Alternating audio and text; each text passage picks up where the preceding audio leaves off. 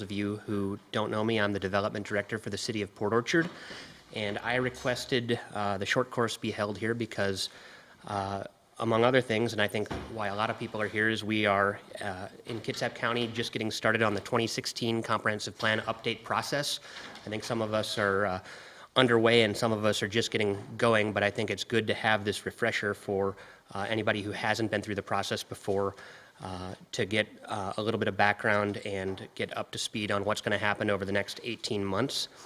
I'm here with some speakers tonight. Joyce Phillips with Growth Management Services at the Department of Commerce. I'm going to be attached at the hip with her for 18 months because she is my designated staff on the comprehensive plan update process, and she'll be reviewing all of our documents and helping us get through the process. And then finally, the other reason I asked for this course, particularly for Port Orchard, is because we have had a lot of change since we last wrote a comprehensive plan update. Among other things, we've annexed to almost double our city in area, and our population has almost doubled as well. And I think that we've just crossed the 13,000 population threshold, and by this time next year we'll be at 14,000, and we are growing really rapidly. And I think that planning and also trying to provide services and infrastructure for those new residents is critical, and it's a real challenge in this city, having so recently been a small town, and there's a lot of growing pains that come along with that type of growth, and it's going to take a lot of coordinated effort to get there. So without further ado, I'd like to introduce Joyce, who has some opening statements, and she'll pass it off to the speakers. Thanks, Nick. Well, thank you all for coming and giving up an evening at home to learn more about planning. This is our basic short course on local planning. We've been offering this presentation pretty much on a continual basis since 1977. I'd like to welcome you here on behalf of the Planning Association of Washington, who we partner with in providing these short courses. My name is Joyce Phillips. I'm one of the senior planners at Department of Commerce and Growth Management, and our primary role is to assist local governments with their planning work under the Growth Management Act. We also, at times, can provide financial assistance depending on what our budget is from the legislature. The Department of Commerce is the lead agency on promoting sustainable communities and enhancing economic vitality in Washington State. Growth Management Services is just one program within the Department of Commerce which provides technical and financial assistance to local governments as they plan under the Growth Management Act. We also work cooperatively with the Public Works Board and the Community Economic Revitalization Board on infrastructure projects and try to bridge any issues between local governments and those grant programs. Commerce partners with the Planning Association of Washington, or the PAW, for this short course. PAW is a statewide grassroots nonprofit that was incorporated in 1963, and their main mission is to provide unbiased practical planning education to the citizens of Washington State. And actually, they were the original creators of the short course on local planning. It isn't included in the packet that you have tonight, but there are application forms in the back on that chair right by the door if you're interested in becoming a member of the PAW. I wanted to take a couple of minutes to walk you through the handouts that were available on the tables as you walked in. The first is our short course on local planning guide. It will walk you through some of the content that you'll be hearing this evening: why planning matters, Washington's framework for planning, some of the major land use laws that are applicable. It includes the map of the periodic update deadlines and things like that. So pretty much an overview of the information you'll hear tonight from our speakers. You have a copy of the agenda and then the information from Municipal Research Services Center on some of the practice tips for local government success and Open Public Meetings Act. You will also find just before the, or somewhere in your packet, I guess mine is in the back, I think it's just before the orange piece in most of yours, there's the Certificate of Training for the Open Public Meetings Act. That's a requirement for new commission or city council members, and that's filled in with today's date, and our attorney who will be talking with us, Scott Massal, attorney at law, who will be working this evening to bring that information to you. So that is included in your packet as well, and then a little bit later, I will probably ask that you fill out the orange form that kind of rates the short course and helps us continue to make it better over the years. We did have a change-up in which attorney would be speaking with us this evening. And so I don't have copies of the slides in the packet. However, if you want any of the presentations you receive this evening, I have copies of them electronically. You're welcome to contact me or any of the speakers directly, or Nick has them as well. So feel free to contact us if you'd like copies of the presentations you'll see this evening.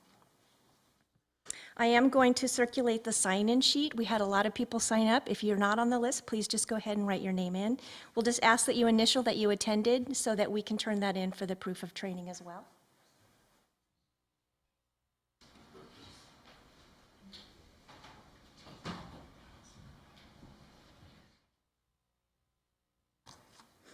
We do usually take just a few moments to go around the room, and if you could introduce yourself and tell us why you're here or who you're representing. It just helps the speakers know who they're talking to. So I'll go ahead and start. Again, my name is Joyce Phillips. I'm with the Department of Commerce in Growth Management Services. Nick Whittleton, Planning Commission. I'm Trish Tierney. I'm also a planning commissioner for the city of Port Orchard.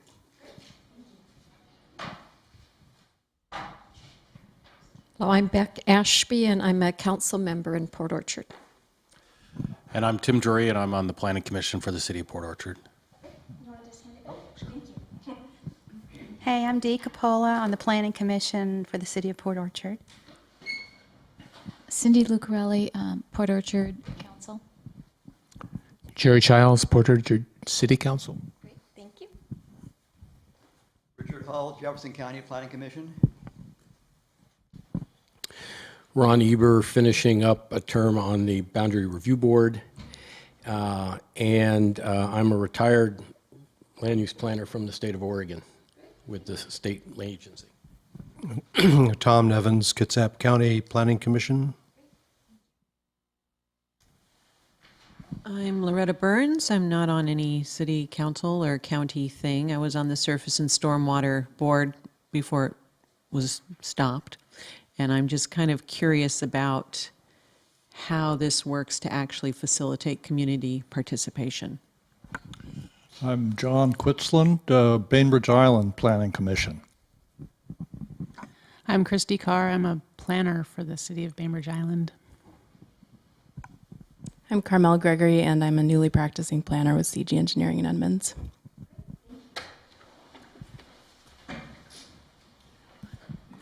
I'm Stacy Saunders, Central Kitsap Community Council. Alan Martin, City of Port Orchard Treasurer. Chris Tibbs, Citizen at Large. Spencer Hutchins, Gig Harbor Planning Commission. Nick Bond, Development Director, Port Orchard. Hi, Christy Osborne, City of Lacey. I'm one of your speakers this evening. And I'm Ryan Andrews, also with the City of Lacey, Planning Manager, and also one of your speakers. Alyssa Whittleton, interested citizen. Jerry Harmon, also a citizen of Port Orchard. Michelle Keaton, Neighborhood Planner with Kitsap County. Fred DP, South Kitsap. Scott Massall, lawyer and one of your speakers tonight. Thank you. Do you want to introduce yourself? Yeah. I'm Terrence Simons, interested in converting some residential into commercial property, and I'm just here to find out about that. Thanks. Thank you. Annette Stewart, City of Port Orchard Planning Commission. Great. Thank you. That's nice to know who else here.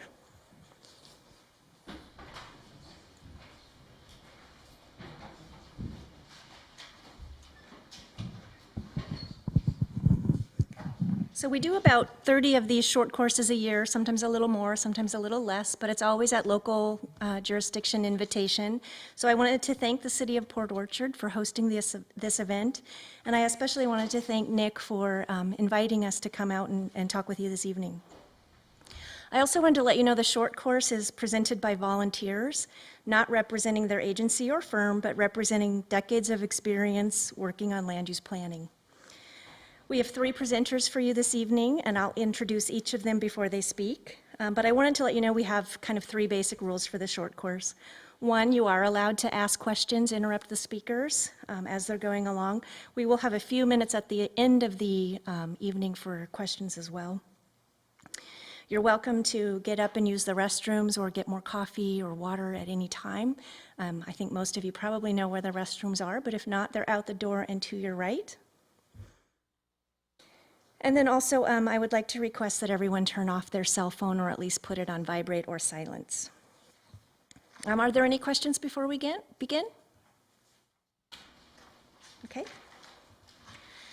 Our first speaker this evening is Christy Osborne. She recently joined the Community Development Department at the City of Lacey. She has over 20 years of experience working in land use planning, including a robust background in the public and private sectors working for public agencies on a multitude of projects. Her experience includes the successful adoption and revisions to several comprehensive plans and development regulations, project management and development, regulatory permitting with local, state, and federal agencies, written and oral presentations at public meetings and hearings, and implementation of the Growth Management Act, Shoreline Management Act, and the State Environmental Policy Act.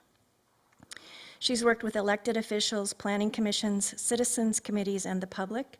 She's a graduate of Eastern Washington University and has a degree in urban and regional planning.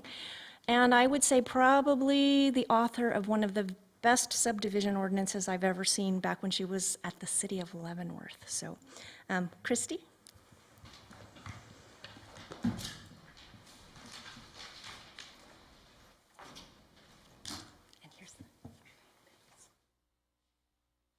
Thanks, Joyce. You can tell Joyce is a longtime friend of mine. So I've been charged this evening with providing just a general background of planning, and more specifics will be done by Ryan, who will go more specifically into capital facilities planning and then also some of your law background. So for those of you who've been on the Planning Commission or City Council, some of this is going to be a little bit routine and just general background on the Growth Management Act, and hopefully it'll be helpful for some of you that haven't been on the Planning Commission very long or a little bit new to planning and what it entails. So this evening I'm going to try to accomplish a couple things. One is to go over just generally comprehensive planning under the state's Growth Management Act, and 2, to talk a little bit about once your plan is done, how you go about as a community to effectively implement your planning document. So here's a picture of currently of the state broken down by county, and you can see in the blue the counties that are charged with fully planning under the state's Growth Management Act and have done so since 1990 when the act was adopted. And then for those jurisdictions that you see in the purple shading, those jurisdictions partially plan under the Growth Management Act, and they're responsible for designating resource lands in critical areas in those counties and cities that are shaded in the purple.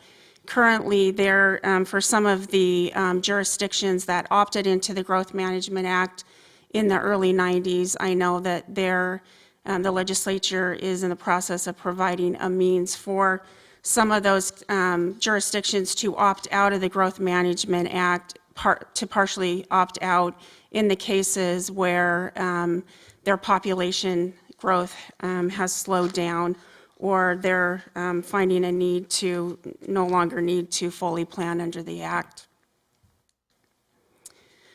A few reasons why planning is important. First of all, back in 1990,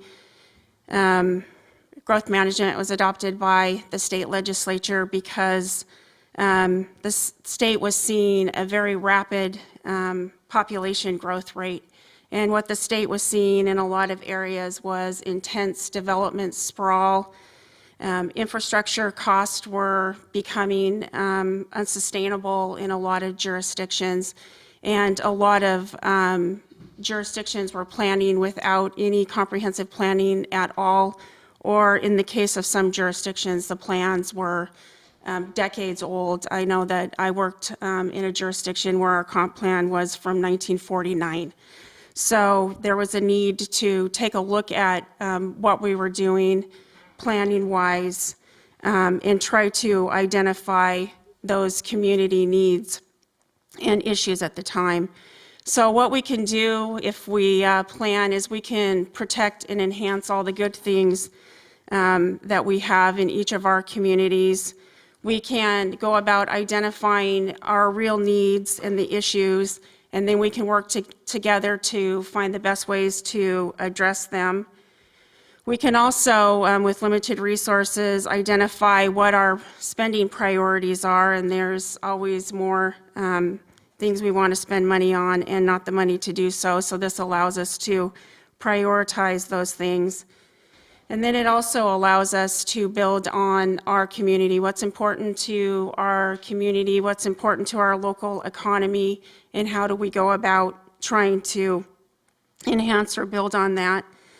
And then also we look to enhance the regional area, not only in the city of Port Orchard, for instance, but in the greater regional community with Kitsap County and the other jurisdictions that are here that we're planning together for things that impact each other, for our services, our transportation networks, and the like.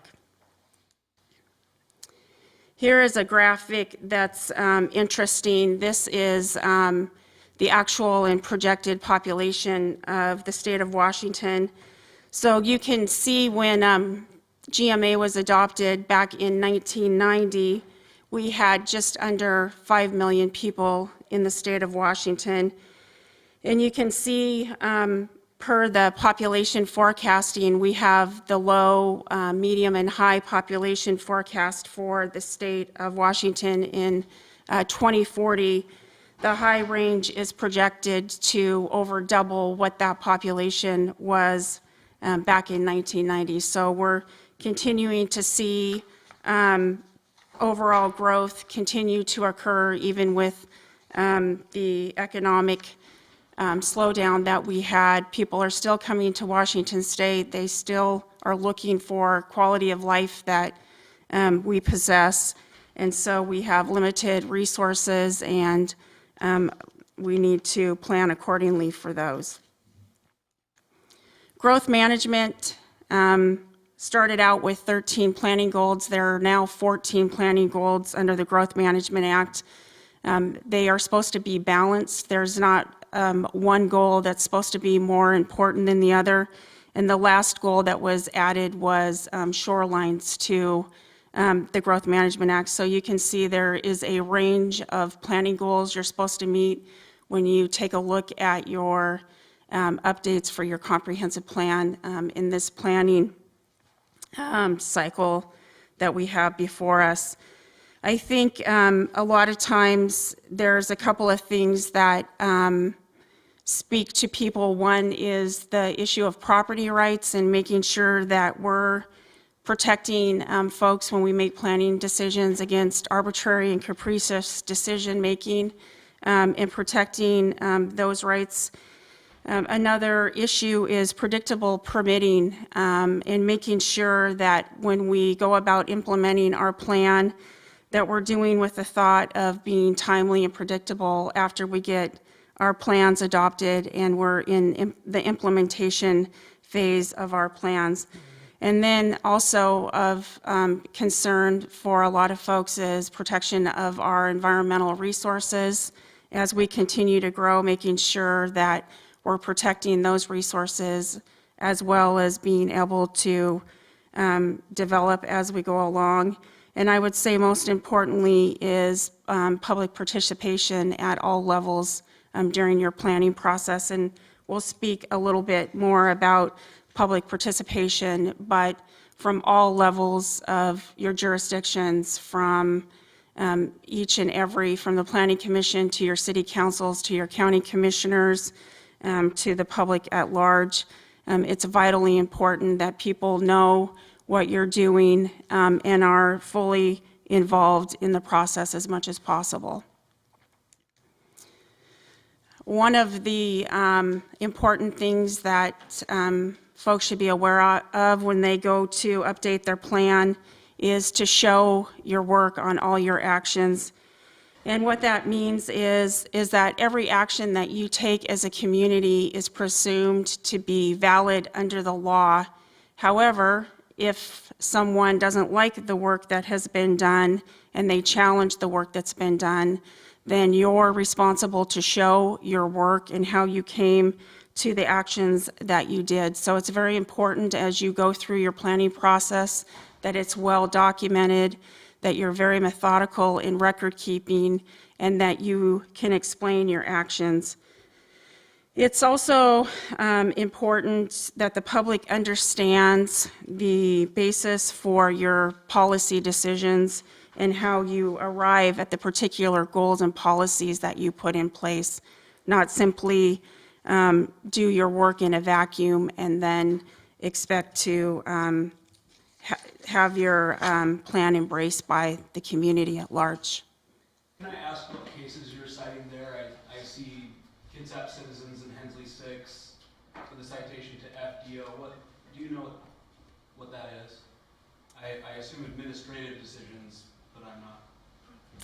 I don't know. What's that? Yeah, these are growth management hearings board cases that, and there are numerous growth management hearings board cases, but these are just a couple that were pulled out for this specific purpose. At the state level? Yes. So this region is a little bit unique, the Central Puget Sound region, for the hierarchy of policies under the Growth Management Act. So for Kitsap County and for King, Pierce, and Snohomish County, the hierarchy starts with the Puget Sound Regional Council's regional growth strategy. And from there, you have countywide planning policies that are constructed at the county level with all the local jurisdictions. And then you have guidance from your local comprehensive plan. From your local comprehensive plan, you construct your development regulations, and from your development regulations, that guides project review that you're done at the local level. So any type of land use permitting would all stem, and all of those things feed into each other. For the regional framework, we look to countywide planning policies to set the stage between the county level and local jurisdictions. And the countywide planning policies are to designate urban growth boundaries that are set, and also any expansion of those urban growth boundaries. It sets population projections to accommodate population growth in your specific area. It looks to site public facilities on a countywide or of a statewide nature in a particular region. It considers affordable housing needs in the area and economic development as well. And in the Puget Sound region, you have what's called Vision 2040, which sets that stage. The Vision 2040 is a regional growth strategy and framework that's been put together by the Puget Sound Regional Council, and it dictates where and how growth is going to occur in the 4 counties that it includes. The where is broken down into regional geographies, and you can see where that's been broken down into cities, both small and large, in the unincorporated areas of your urban growth boundaries, in the rural areas as well, and then breaks that down by population percentages, and then also where future employment is going to occur in those given areas. These percentages, are those something that are allocated out to those different types of jurisdictions, or is this just what is? That's allocated to the different jurisdictions under the plan. Yes. And the how in the Vision 40 policy structure for the regional growth strategy is all encompassed under sustainability. And so within that bubble, you can see where you have all of the different activities and issues that you would find under the plan. So how are we going to provide for transportation, housing, economic development, et cetera? I'm assuming that is a public document now. Could you say a little bit about how it was developed or how current it is? Yeah, it is a public document, and you can find it on the website of the Puget Sound Regional Council. There's a executive summary, and then there's also the full plan that you can take a look at. And this document is for this specific planning period for you as jurisdictions to update your plan, the 4-county area. And there's a nice executive summary that's, I think, helpful to read first if you'd like to take a look at that.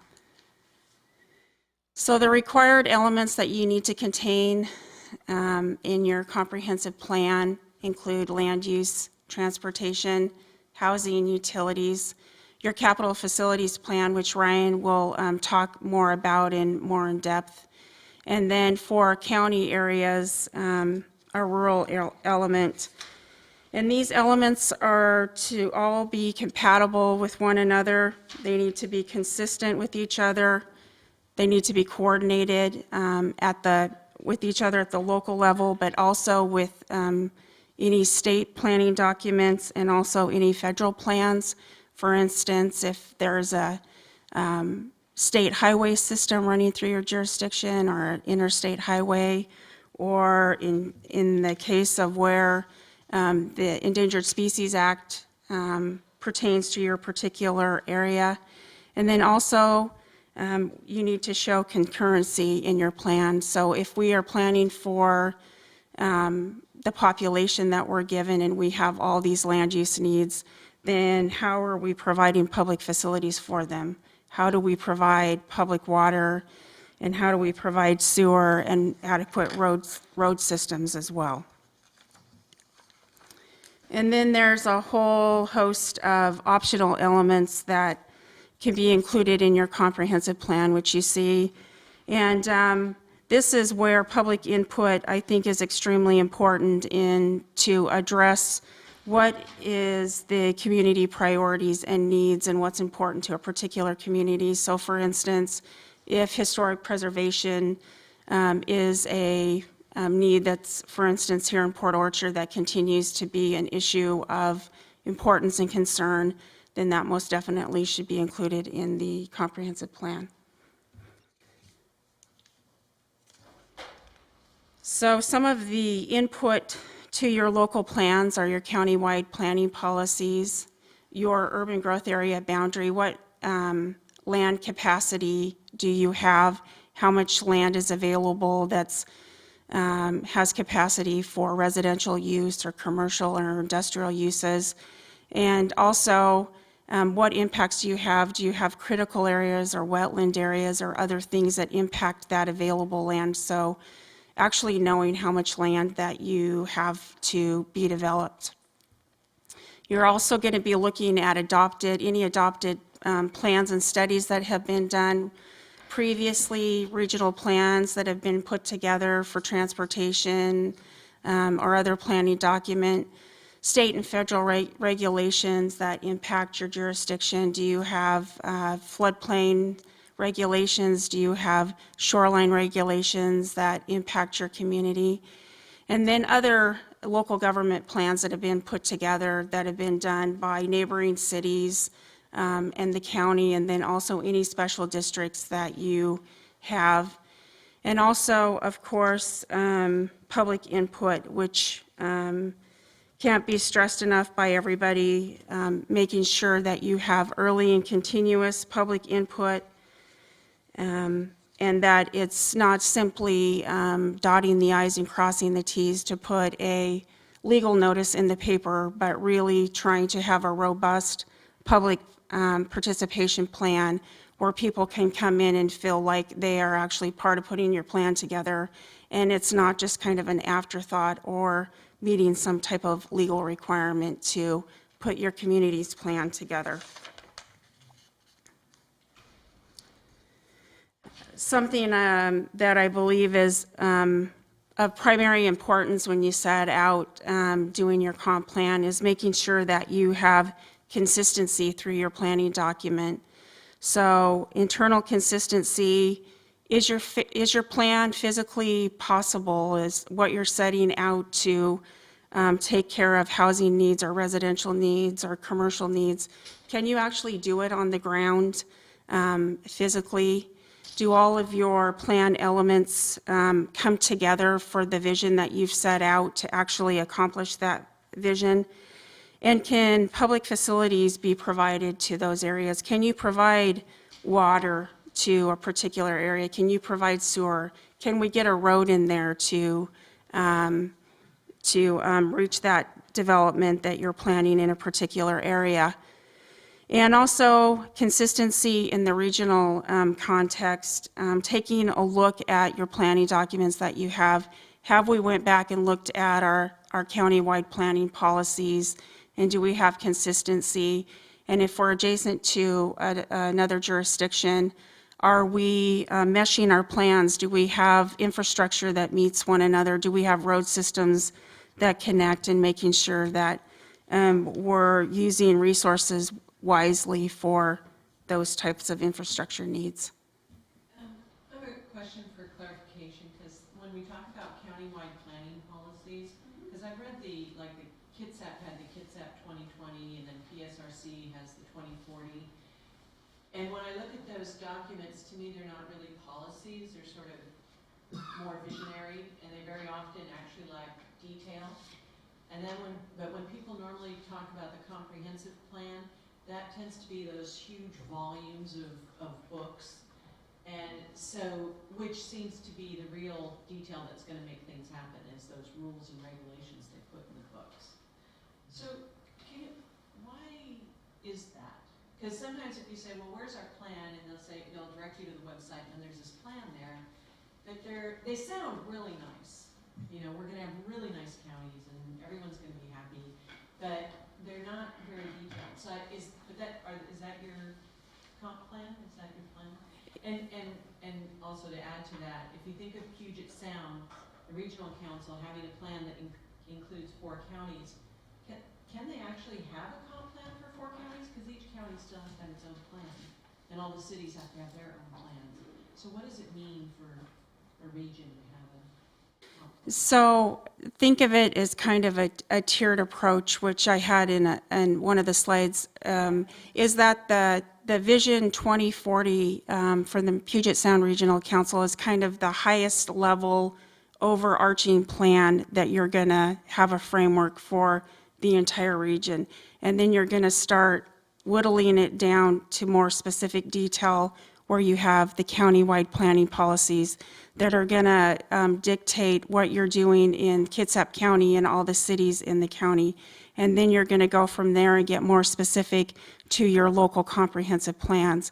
So your local comprehensive plan would be done by each city, and the county would do their comprehensive plan. So that should be even more specific, taking policies and cues from the other higher level documents and refining them. And then where the rubber hits the road is your development regulations.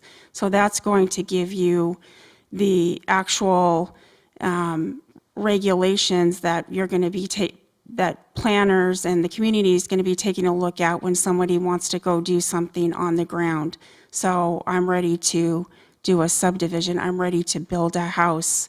I'm ready to put a store in, and your local comprehensive plan is the guidance used for those development regulations of how you're going to accomplish that and how you're going to serve that particular area or that particular lot. So it's refining as you go. So when you see the Vision 2040, it's fairly high arcing policies where they're saying this certain percentage is allocated here and this percentage is allocated there. It's up to the local jurisdictions to figure out how they're going to accommodate those needs. No easy task. Yeah, it just doesn't seem like there's usually much room for community participation in those visionary plans. Well, your planning commission is starting your comprehensive planning process here. So this is a quote that I love from Margaret Mead. Never doubt that a small group of thoughtful, committed citizens can change the world. Indeed, it's the only thing that ever has. So when you think that you don't make a difference, you do make a difference. Our second part of just a basic overview is now that we have our plan document together, how do we actually implement our comprehensive plan? How do we make sure that our plan is not sitting in a dusty shelf in some planning department? And so I've included here what's called the planning pyramid. So we start with what the vision is, and this is why it's important to get early public participation. What is the vision of your community? And then that vision shapes your comprehensive plan, which outlines your overall goals and policies and identifies the needs of your community. And then you work to implement your plan with implementing strategies. That's where your regulations come into play, capital facilities planning, and also any programs that the jurisdiction puts together. Every project that you do and every spending decision that you make as a community should be consistent and go back to the overall community vision. What's important to the community? What have you identified as important? And do a check to make sure that when you're making decisions, that it fits that vision that it was intended to do. Plan implementation can be done through different means. One is through regulation of development projects. So you can see here that there's several development scenarios in the photographs here. So we implement through regulating these projects.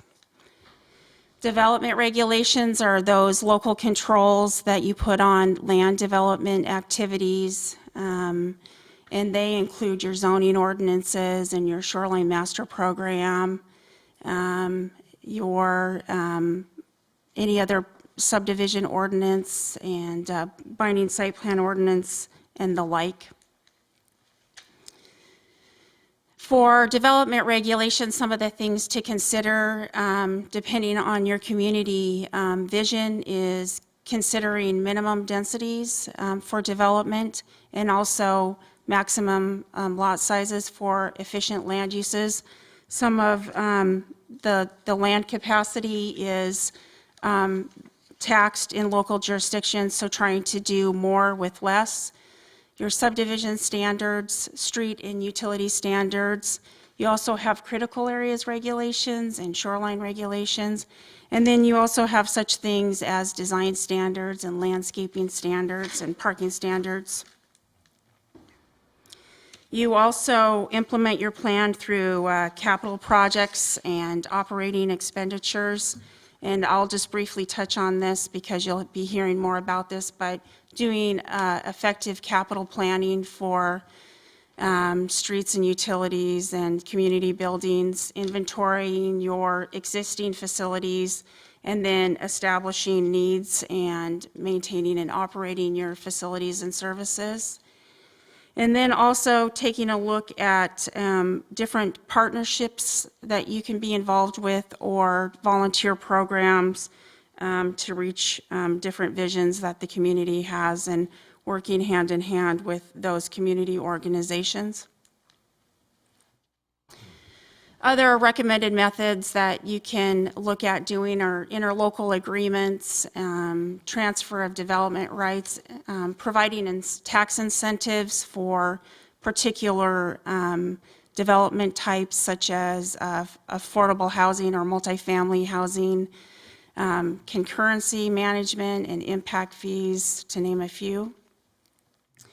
And then also taking a look at your plan after you've had a chance to implement it, and making sure that your regulations are clear and flexible and they reflect your goals contained in your plan, that there's incentives in your plan to encourage development that you have envisioned in the plan, that you have an open process for reviewing development proposals against the plan, transparency.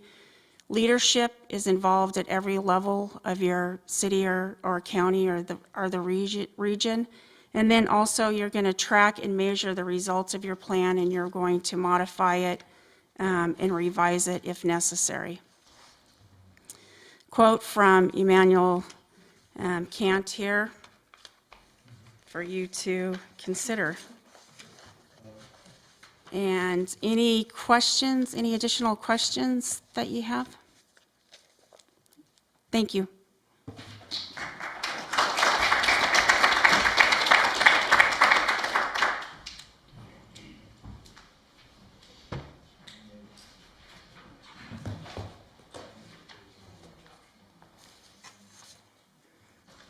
That was great. I've actually never seen anyone put in there about outreaching with the other community programs like Tree City USA and things like that, so that was exciting. Our next speaker is Ryan Andrews, and he's also with the City of Lacey. Actually, I wanted to let you know when I made the request, Christy was working at Thurston County. I wasn't trying to like pluck all of the employees from the City of Lacey for the afternoon and evening. Ryan is the planning manager for the City of Lacey, where he has been working for over 9 years. He was also previously with the City of Westport. In the time that he's been at Lacey, he's worked on a variety of long-range planning issues, including comprehensive planning, regulation and code development, sub-area planning, including project management on the city's Woodland District Strategic Plan. Ryan has also worked on the implementation of the city's vision through managing often complex land use permitting projects and developments. He brings to his position extensive experience in county and small-town planning in Western Washington, having previously worked for Thurston County and the City of Westport. Ryan is a graduate of Washington State University with a degree in landscape architecture. Ryan?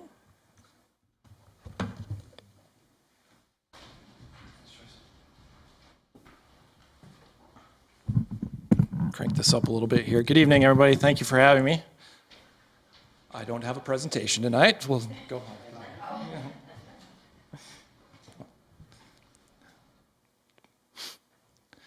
I'm actually trying to sell you some new windows, so if anybody's interested. There we go. So I'm going to start out with talking a little bit about updating a comprehensive plan and your development regulations associated with your periodic update that we're all required to undertake here shortly and have adopted. I'm also going to move into capital facilities planning and capital facilities elements, which is an essential part of how everything kind of works together, because as Christy talked about, there's consistency across various elements of your comprehensive plan, from the initial vision all the way through implementation, and part of that implementation is done by the actual jurisdiction through the capital facilities that they build and maintain. So I'll talk about that some more as well. So this is the state law, and I'm not going to read it to you verbatim, but basically what it says is periodically a jurisdiction, whether it's a city or county, has to revise, take action to review, and if needed, revise its comprehensive land use plan and development regulations to ensure the plan and regulations comply with the requirements of the Growth Management Act. So basically what that means is you don't have to revise everything in your comprehensive plan. It says review and revise, and if necessary, take the action to do so. So what I'm going to talk about are some of the things that you may look at revising through your update. There's a map of Washington State that shows all the different jurisdictions and their timelines. As Christy mentioned, some are fully compliant or need to be fully compliant under the Act, and there are some that are partially planning under the GMA, which are those that are hatched on the screen there. I think everybody in the room, if I'm not mistaken, has a 2016 deadline, including us and Lacey. So Bainbridge Island, I think Bainbridge Island is in Kitsap County, is that correct? So if you're in Kitsap County or if you're Port Orchard, everybody goes to King County that lives in Bainbridge Island, right? So I was just thinking, oh, it's King County, but it's not. So whether we're in Lacey, Olympia, Port Orchard, Kitsap County, we're all 2016, I believe, in this room. So why update your plan? First of all, it's a requirement of the Growth Management Act. So the law requires it, and in fact, there's the state law says that if you don't, then they can withhold funding programs from you. So if you were not fully compliant under the act, then there are potentially sanctions that could come down and would prevent you from maybe obtaining like a state grant or a state loan if you're trying to seek funding, especially from the state. Because this is a state program, the Growth Management Act is overseen by the state. So if it's a state program, then they can withhold funding if you are not fully compliant. So first is to review and then revise if necessary. Like I mentioned previously, is you don't have to look at all elements of your comprehensive plan, but you do need to make sure that you've taken a look at, and you actually, I'll describe later, make sure that if you're not changing it, you have the legal basis or the reason why you're not changing it. Take legislative action, so that means that it has to be adopted by the legislative body, so whether or not it's a county commission, county council, city council, those kinds of things, it has to be adopted by legislative action.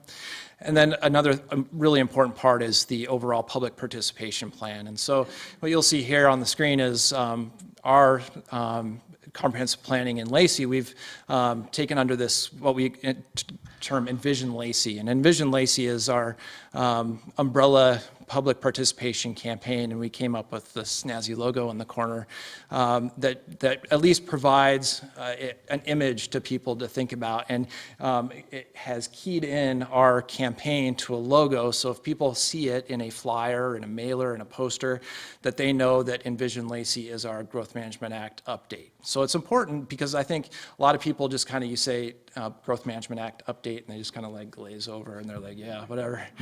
But when you say, well, let's think about our future, let's envision Lacey, and then you use that tagline with the logos, with promotional materials, those kinds of things, it really helps key people in.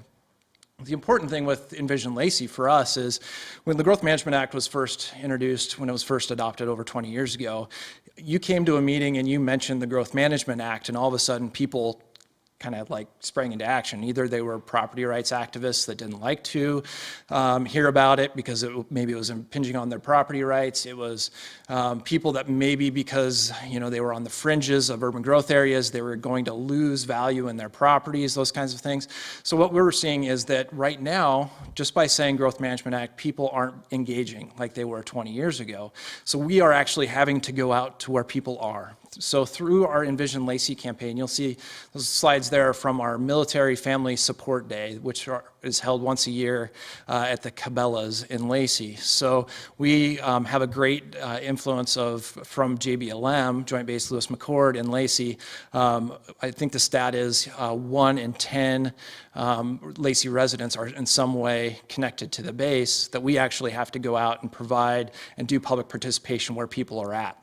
So this is one instance where we actually took our traveling roadshow out to this Military Family Support Day. We've also done community events, markets, community markets. We have our Children's Day at the park and all those kinds of different events, because we're going out to the people and actually getting input, and you see some of our promotional materials there at our booth to get people to talk about how they envision Lacey in the next 20 years. So why update your plan? First, to recognize changes in state law or new regional policies. So regional policies would be those probably under the Envision or the Vision 2040 plan that you all are planning underneath of.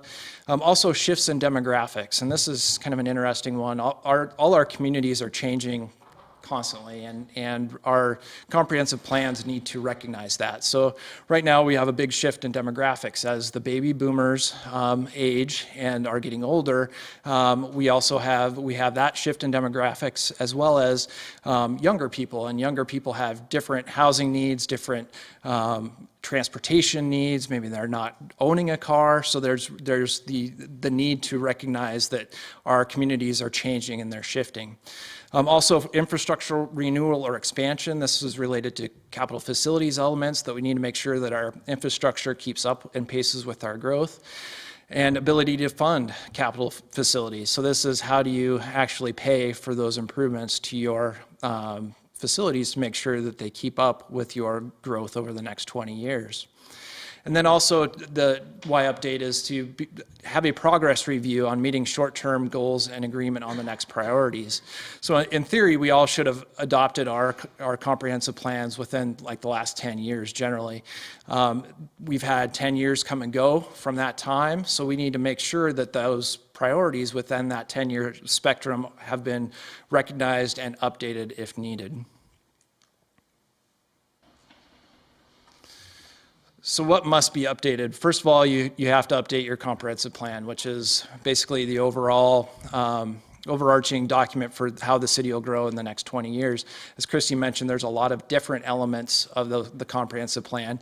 Most people, when they say the comprehensive plan, though, they think the land use element. So the land use element is really a small portion of it. It encompasses the capital facilities element, the transportation element, the economic development element. There's a lot more to your comprehensive plan than just the land use element. Development regulations, how making sure that those, so as the funnel or the pyramid, as it gets closer to the pyramid, making sure that those regulations at the bottom of that pyramid fit the vision that's up above in the umbrella. Your critical areas ordinance, so these are your wetland regulations, your steep slope regulations, those kinds of things. Also your resource lands, and this is specific to counties. Cities don't plan for resource lands. In fact, the idea behind the Growth Management Act is that the cities densify and urbanize so that the resource lands are left to be able to accommodate things like forestry, agriculture, those kinds of things.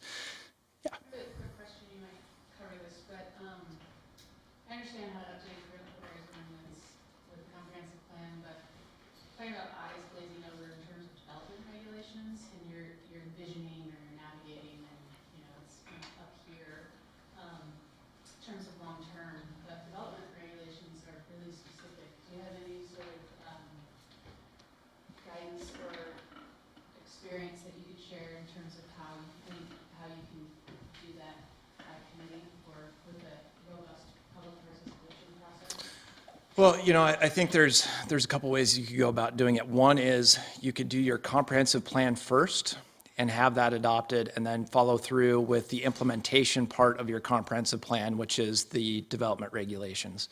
I think that, in my brain, makes a lot more sense, because then you have a comprehensive plan that's been agreed upon, that has been adopted, and then so going forward and doing development regulations, knowing what the vision is a little easier than trying to wrap up development regulations and comprehensive planning all together. So that if I had a recommendation, that probably would be it. The problem on Bainbridge is that the development regulations in the eyes of a lot of citizens are way out of whack with what the comprehensive plan very beautifully articulates. Mm-hmm. There was failure to implement in a progressive fashion along the way. So there's a sense of urgency about getting the development regulations in tune Mm-hmm. with a re-articulated re-informed comprehensive plan. Yeah. So, and we can't do them both at once, but maybe we can talk about implementation, make plans for the implementation, even if it's not finalized. Yeah. It's just going to be another two years after. Yeah. Yeah, and that's the difficult thing is, you don't want the cart ahead of the horse, right? So you don't want to do your development regulations up above before you've agreed upon what the vision should be. So, you know, I think it's easier in my mind to do the comprehensive plan, have it agreed upon, and then be able to reference it should, you know, difficult conversations come up, because this is the document that the decision makers have adopted, and so this is the community's vision. And so if those development regulations are inconsistent with that, well, then you have this agreed upon document that's been adopted by a council, by a commission, whoever, and I think it makes for maybe a slightly easier discussion than trying to formulate it all together. And then the last item is an analysis of the urban growth area. So here's a slide that shows Lacey's urban growth area, including our city limits, which you'll see here we have a very large urban growth area. Our urban growth area is about 17 square miles, which is essentially the same size as our city. So it's really important to make sure that the urban growth area is sized adequately to handle the amount of growth that's foreseen in the near future, and that analysis is shown in the comprehensive plan update.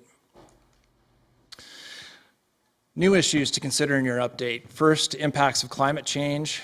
This is something that's obviously a topic of discussion quite often. Is, you know, how do you integrate things like you know, climate change, making transportation choices that makes a community more carbon neutral, those kinds of things. As I mentioned already, changing demographics, including immigration, population, and aging.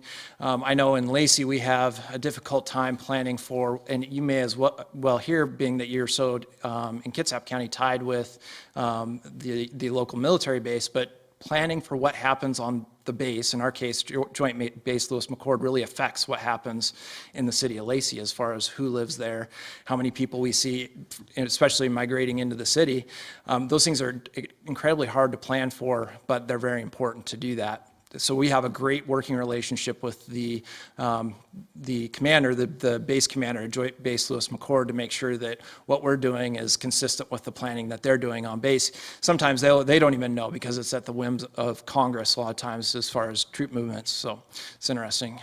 Changing lifestyle preferences, so this could be people that are going for maybe a car light lifestyle, so families that are transitioning to maybe just a one car, or you know, those people that are choosing not to live the typical suburban lifestyle but want to live in a downtown area or something like that, making sure their preferences are accommodated for. Also, rapidly changing technologies, so this could be anything from street light technologies to make sure that buses are able to get through your community at their appointed times, those kinds of things. Also, new forms of development. I know in Lacey we have new development right now that's using a cluster form of development, so a cottage housing, a small cottage concentrated around a common open space, so recognizing those things. Also, new policy areas such as physical activity, local food production, and sustainability, so making sure that we are creating more sustainable communities that are more physically active and people are able to get their food closer to its source.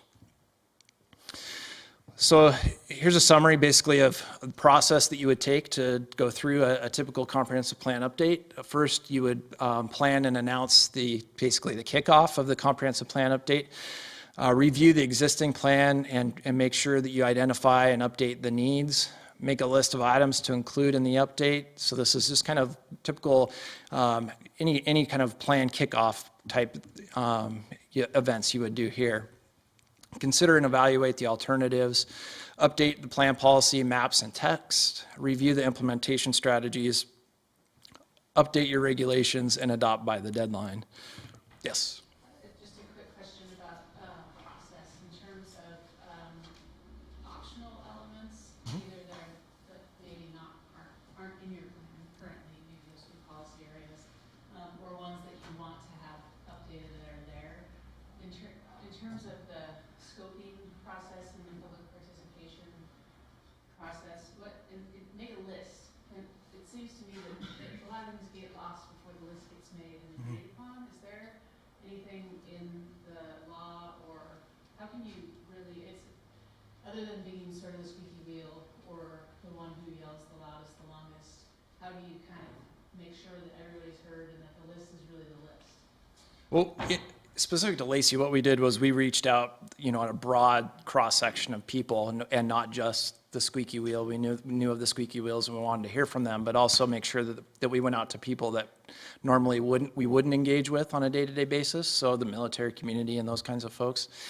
And what we did was we did a lot of surveys. We did a lot of kind of outreach through surveys, and we actually did at our Children's Day, kids would do kind of their ideal community on a piece of paper, a drawing. So any underrepresented groups, we want to make sure, including children, were represented. So that's really where you have to kind of take that as a, you know, as a planner, as a jurisdiction, as a planning commission member, take that feedback that you get through an early public participation and qualify that and make a determination of what that list should be early before you kick it off based on your early feedback through public participation. And just one follow-up, if something drops off the list, is that part of the show your work part of the law? Yeah. Where if a community says, hey, what happened to this? I thought it was going to be updated or included. Right. You have to, as the jurisdiction, demonstrate why it's not. Correct, yeah. Yes? One thing that's helped us in Jefferson County for getting public input is to invite speakers from special interest groups, or invite the whole group for that matter. And they've been very responsive, in some cases actually offering to write sections of the comp plan. It's a great idea. Responding to her questions, it would really be helpful. I don't know if there's more direction on the level of community participation. I know recently, I think we had what you would refer to as kickoff meetings, where people were invited to a presentation that was approximately 1 hour long with a bunch of posters, maybe 30 to 40 people from the community came. That was not really participation, it was sort of an announcement. And I feel like somebody has ticked the box. The community has been engaged. Very small percentage, and I used to live in Thurston County, and I used to live right next to Lacey and Olympia City. It's a whole different world down there because your cities are right next to each other. Right. We've got 70% of the population. Kitsap County is in the county, non-urban areas. So it's a much more complicated process, and it would be helpful. I keep trying to figure this out as a community person. I cannot figure it out. It is so complicated to figure out how to engage. And, you know, literally, I mean, I actually did get hard copies of the comp plan. I mean, that's way too much to ask of most people. So it's like, where? Well, a lot of it is going to be left up to the individual jurisdiction. I mean, that's frankly, when it comes down to it, there's no roadmap. There's no blueprint that shows exactly how much public participation should be done, to whom you should reach out to, at what level you should reach out to them.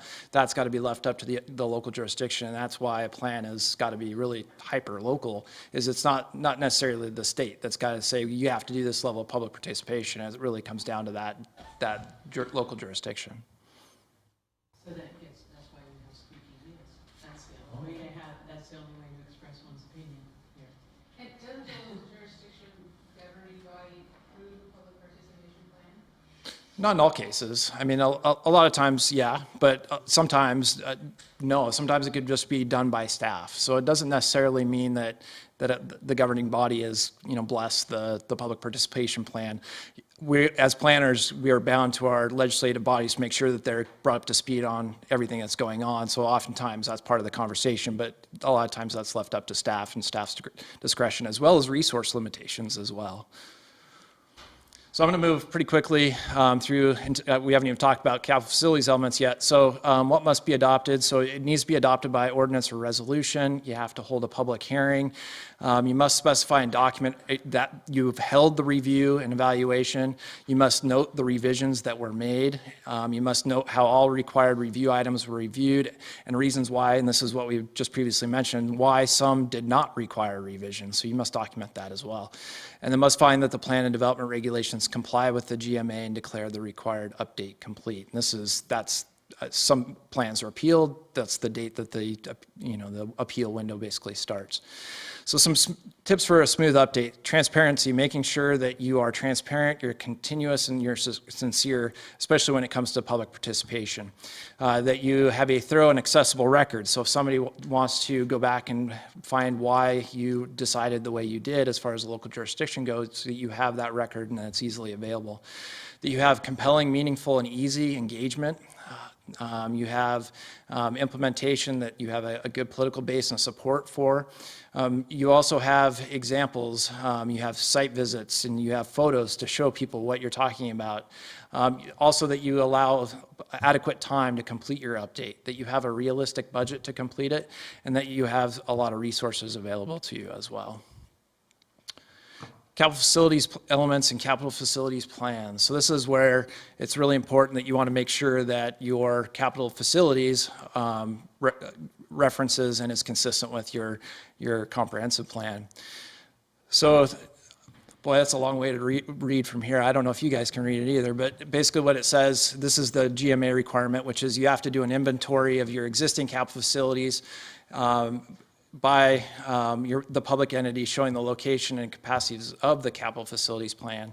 You also have to show a forecast to making sure that you can meet your future growth with whatever the capital facility is that you're analyzing.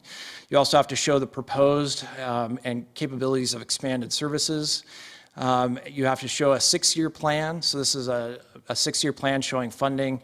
And also a requirement to reassess the land use element if probable, if you fall short of meeting your existing needs, and to ensure that the land use element, capital facilities element, and financing plan are consistent. So what are capital facilities? Capital facilities basically is kind of the hard stuff that goes in the ground. So this is streets, roads, highways, it's sidewalks, traffic signals, water systems, pipes in the ground. It's also schools, it's park and rec facilities, and police and fire protection facilities. So it's buildings, it's streets, it's pipes, it's those kinds of things. It's anything that a city would build to make a city a city. So a capital facilities element, you need to make sure that you include an inventory, baseline data. So what do we have as a jurisdiction, as a county, as a city? What do we have on the ground? And what's our level of service for those facilities? So this is kind of where most people, when they come to assigning a level of service, assign a letter grade. So an A is passing with flying colors, an F is failing, so it's not meeting the current needs. So that's where a needs assessment comes in. What portions of those capital facilities are failing, and how do we identify those improvements to make sure that we're accommodating future growth? And then how do we fund those? So how do we come up with a 6-year financial plan to make sure that we're funding those things that are getting that failing grade or that are not going to be capable of meeting that growth in the near future? Also establishing a trigger mechanism and or monitoring strategy to make sure that what you're funding is working, and then a reassessment strategy should that funding not be working for you.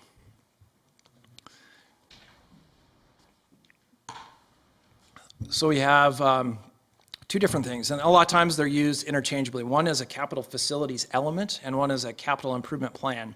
So a capital facilities element is that long-term plan to making sure that your capital facility is accommodating for growth. And at least in Lacey, there's many ways to do this. At least in Lacey, we have essentially a water system plan, a sewer system plan, a stormwater plan. All those things add up, and they have at the end a section that identifies all of the future capacity needs to be able to handle growth in the next 20 years. So that's where our capital facilities element is contained, is within those each individual chapters, transportation plan, wherever that contains those long-term plans to accommodate the growth. The CFP, which is the financial plan, is actually what you would do through the budgetary process of your plan. So this is more of a 6-year financial plan that shows exactly what projects you will be building, exactly when they will be built, and exactly how they will be funded.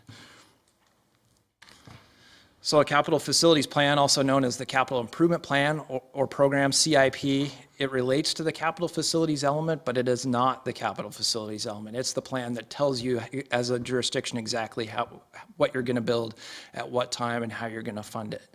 It's got a financial plan associated with it. It also identifies the level of service and what you are basically correcting or improving as part of your CIP, and it has a budget and capital project financing element.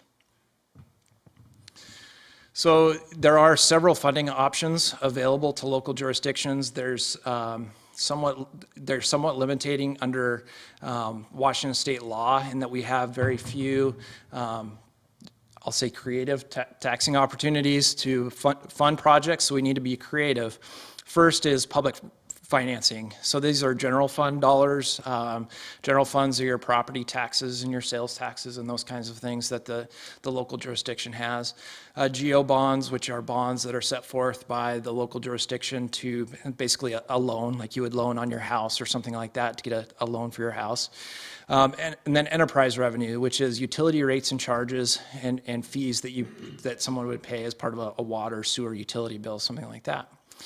You also have developer contributions. First would be a local improvement district. And a local improvement district is basically a way for a geographic area to vote on, and they vote on this specifically, whether or not they want to be in this area, to tax themselves to receive a certain benefit as far as infrastructure improvements.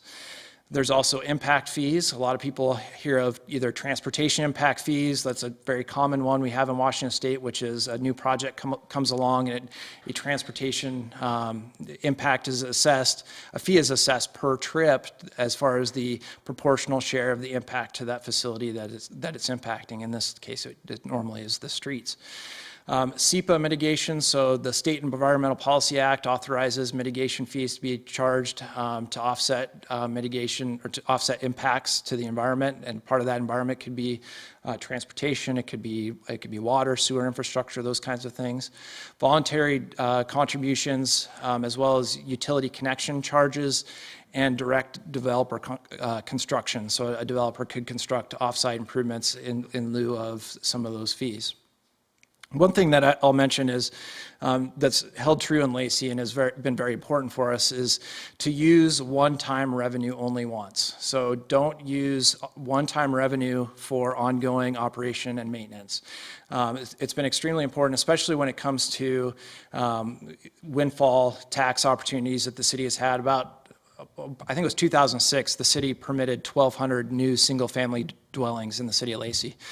And as a result of that, we got a lot in property excise tax. So every time property changes hands, it's an excise tax is charged by the county, and the city receives a certain portion of that. So instead of using that money to help fund ongoing programs, a parks program or something like that, that money was put directly into the project that you're seeing above. So it was put directly into a street project and a trail project that was constructed by the city.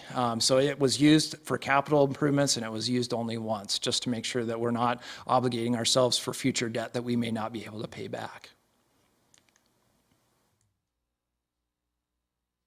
That's the end of my presentation. If you'd like more information on our Growth Management Act update, our mandated update, there's our URL there for our website. So basically the city's website and then / Envision Lacey. It's got our draft comprehensive plan that we've been working from and our outreach documents there. And then also my contact information. So be happy to take any questions you might have. I guess I'll ask a quick one, but in terms of consistency, what is the relationship between the capital facilities element and the capital improvement program? My understanding is they have to be per RCWs consistent. Right. And that if you either fail to generate the revenue to implement your capital improvement program, or if your wish list can't be programmed, you either have to take projects away or you have to increase the revenue or find the revenue to fund it. So the two have to balance. Is that correct? That's correct, yeah. And really what our capital facilities elements have in them is basically a longer, bigger list of projects than what is in our capital improvement program. So really it sets forth the projects for the next 20 years. The capital improvement program is really just a small snapshot of that overall plan. It says, it's got I'll say just a couple pages description of exactly what the utility is, where it gets its funding, those kinds of things.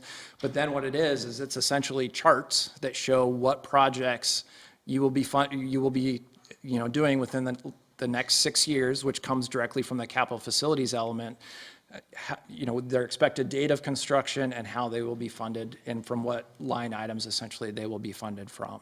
And then is that updated annually? Correct, yeah. So that's done annually with our annual budget. So right now our city budget is It's almost adopted. I think it'll be adopted within the next month, certainly before the end of the year.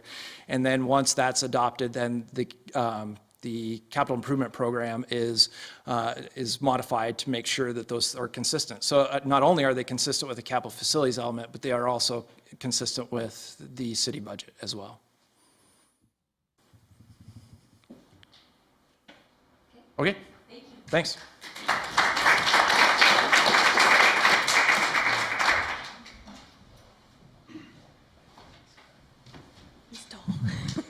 Okay, so we have a 10-minute break, and I just wanted to thank the City of Port Orchard for the cookies and the refreshments, and we'll go ahead and get started right back as close to 10 minutes as possible, because I want you to get all of the valuable information we have from Scott Massal. Thank you.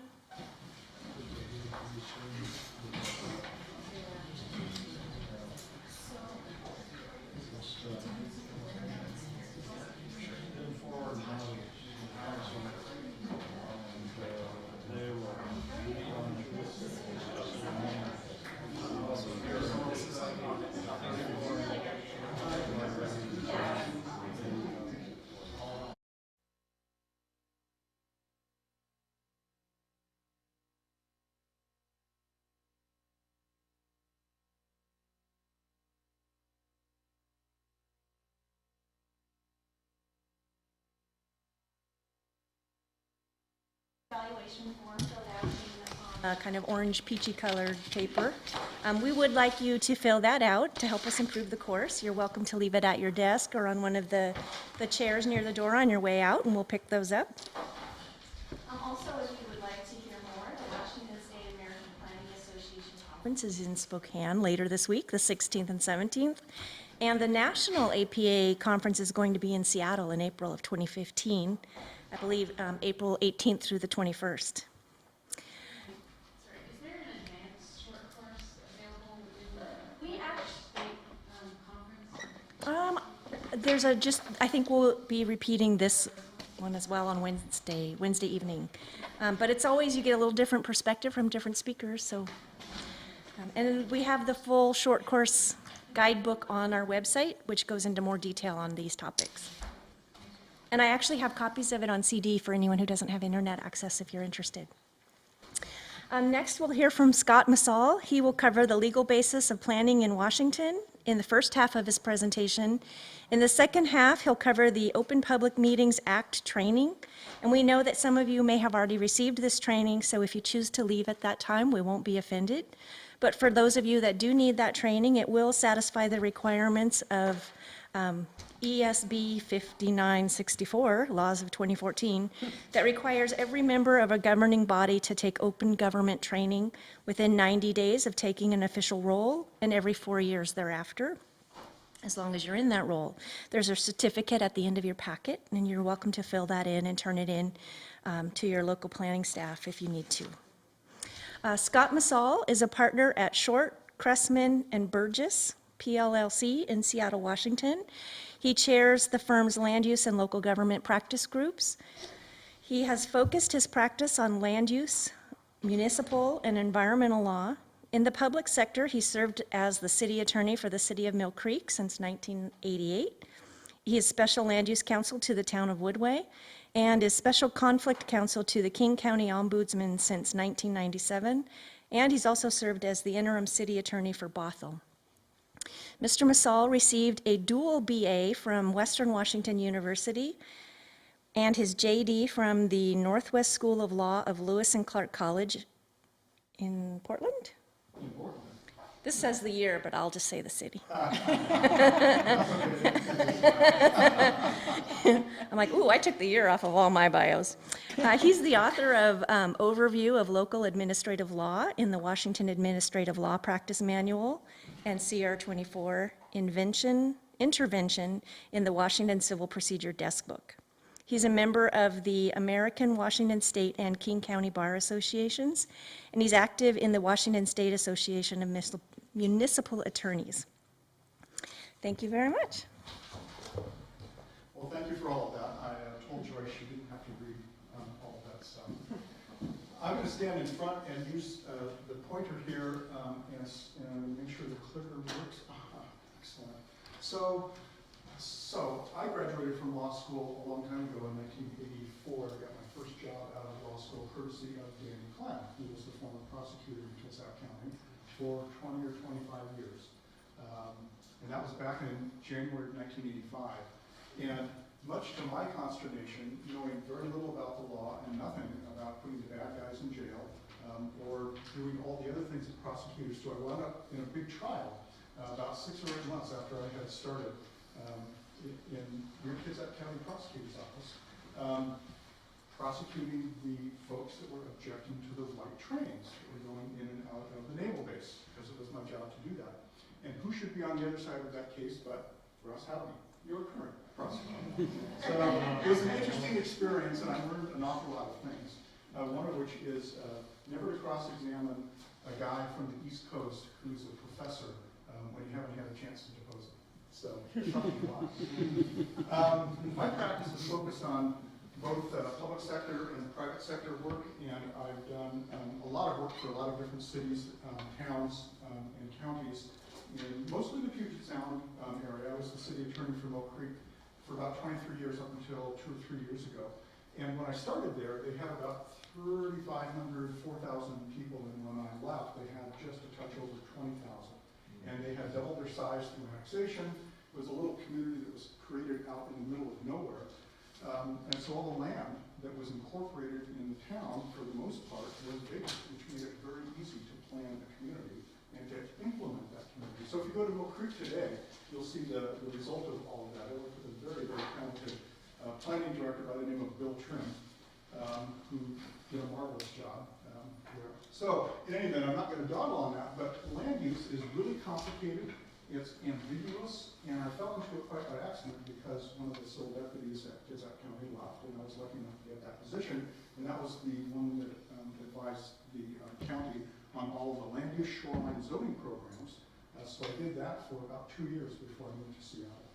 So we're going to talk today about not the nuts and bolts, but it's more of a survey course of all the components, not all the components, the major components of what it takes to plan and do planning actions in Washington State. So let's move on. We're going to talk about substantive laws. We're going to talk about constitutional standards in the first half of the discussion, and then public procedural laws and public hearings in the next one. If you have questions as we go along, let me know, because I'd rather engage in a discussion than kind of keep talking. So we're going to start with the development of land use and planning law, Washington statutory basics. And it all started kind of in 1926 with a case called Village of Euclid versus Ambler. And what that case did is the United States Supreme Court legitimized the validity of establishing laws that regulate zoning, height, bulk, and scale, open spaces, and nuisance. And it declared the police power authority of cities, towns, counties, local governments to define zones within their jurisdiction, horizontal zones within their jurisdiction, create zoning maps, and then authorize variances from the requirements of those. And in this particular case, the zoning districts, this is old now, 1926, the zoning districts, they had about 9 or 10 of them. And they started with one zone, it was the single family zone. And then they moved over and they established another zone, it was zone number 2, and it was single family plus like multifamily. And then they moved to the next ring and they established single family plus multifamily plus commercial or something like that. So the point was that each zone district was additive. So by the time you got to the outer ring, you could do anything you wanted to. Right? The industrial stuff was right next to single family homes if you wanted to have one. And we obviously don't do that today, but that's what Euclid authorized. So the court in that case said some interesting things. It said that while the meaning of constitutional guarantees never varies, the scope of their application must expand or contract to meet the new and different conditions which are constantly occurring or coming within the field of their operation. And it said that the validity of a legislative classification for zoning purposes would be fairly debatable. A legislative judgment must be allowed to control. So what the second quote there means is that the legislature is given significant deference by the courts in terms of the decisions that they make as to how to plan and zone for their community. And that's what most of you do. You work for local jurisdictions that are engaged in planning and regulating zoning activities. And if you take considered opinion, due consideration and make legitimate decisions, the courts are not generally going to interfere with that. In Washington, we have two basic statutes at the county and city level. The first one was in 1935, Planning Enabling Acts is what they were called. That was adopted for Code Cities in 1967 when they created the Code City chapter. And the goals of that Planning Enabling Act was to create a planning commission or a planning agency, it's sometimes called. And it established the very first requirement for a comprehensive plan, but it only had two required elements. One of them was land use and the other was circulation. Everything else was voluntary.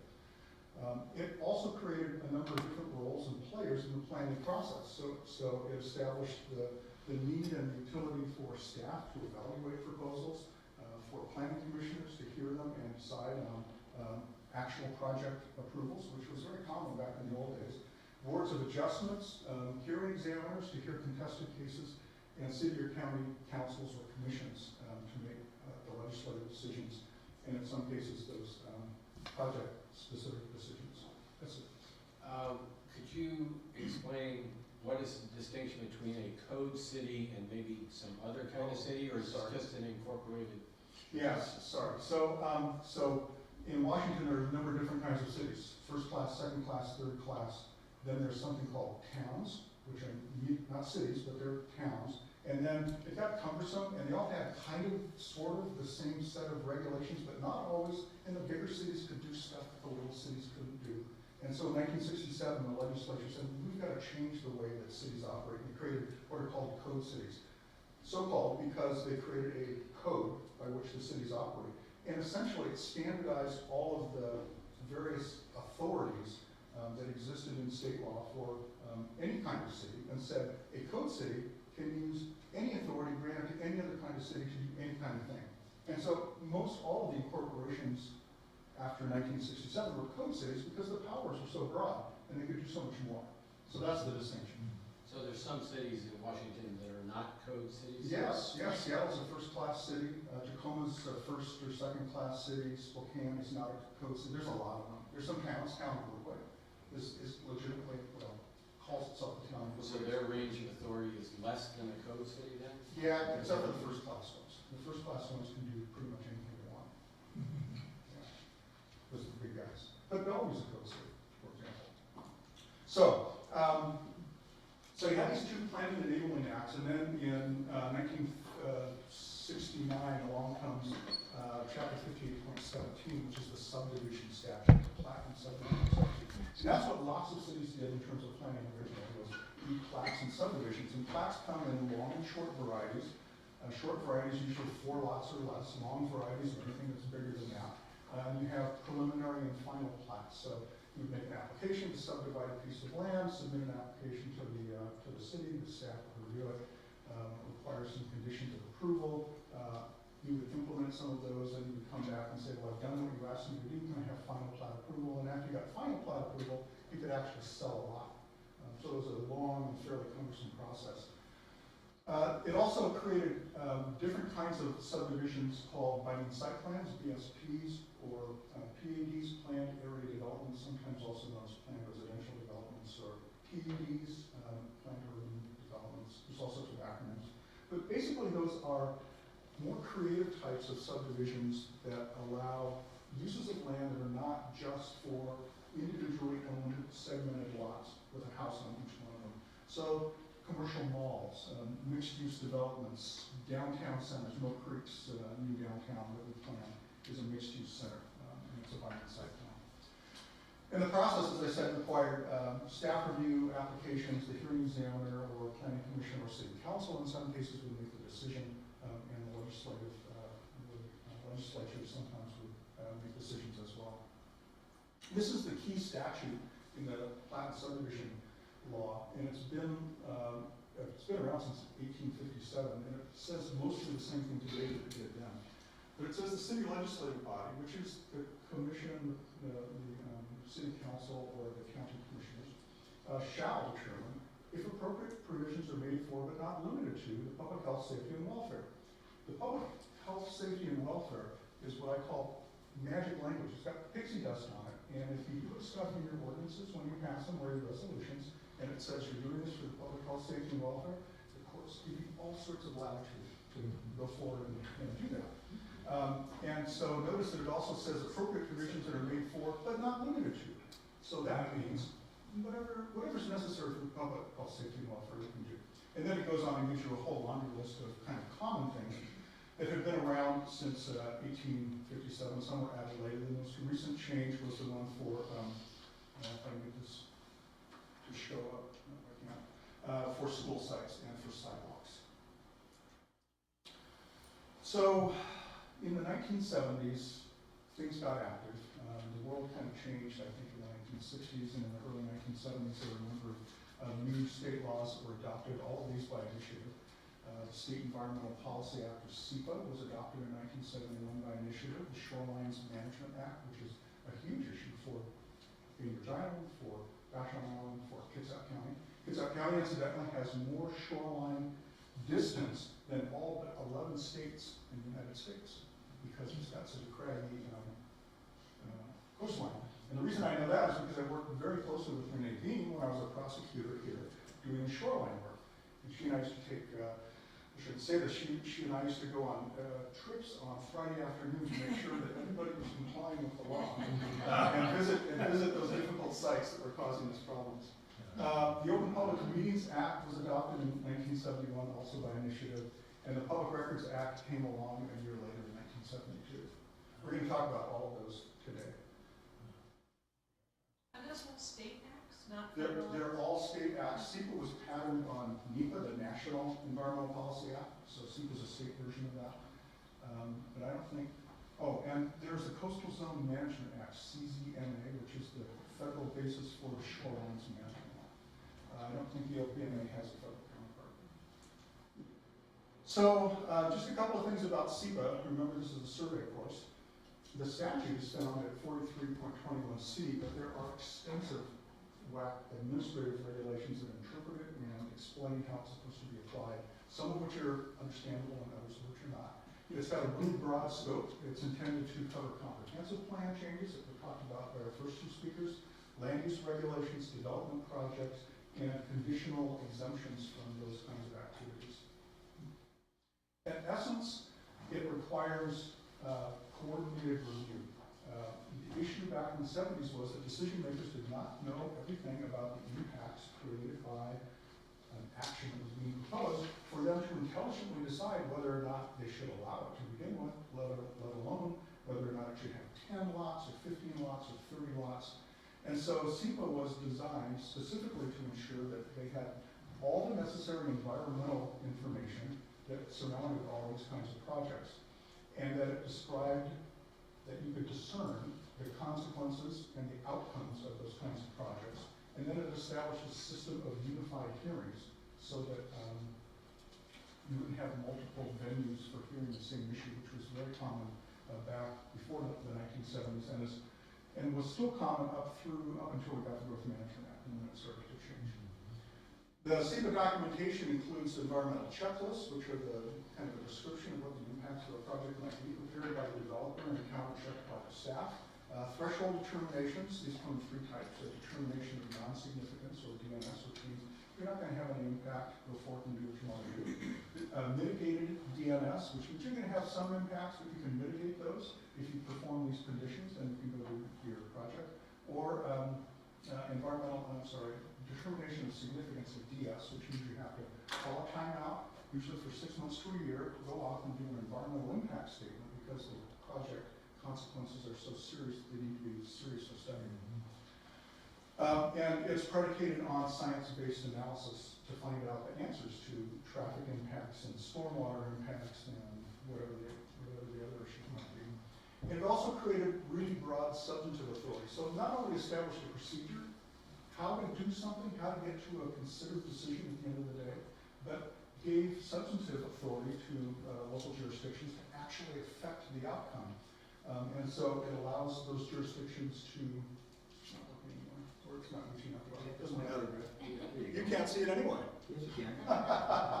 Yeah. Visible before. But then I have to turn my back to you, and I don't want to do that. Yeah. So you can read along. So So it gives you authority to mitigate or avoid project impacts to both the natural and the built environment, alter project characteristics to mitigate or avoid impacts, and it focuses on the direct impacts from the project, which is a little different from the GMA issue.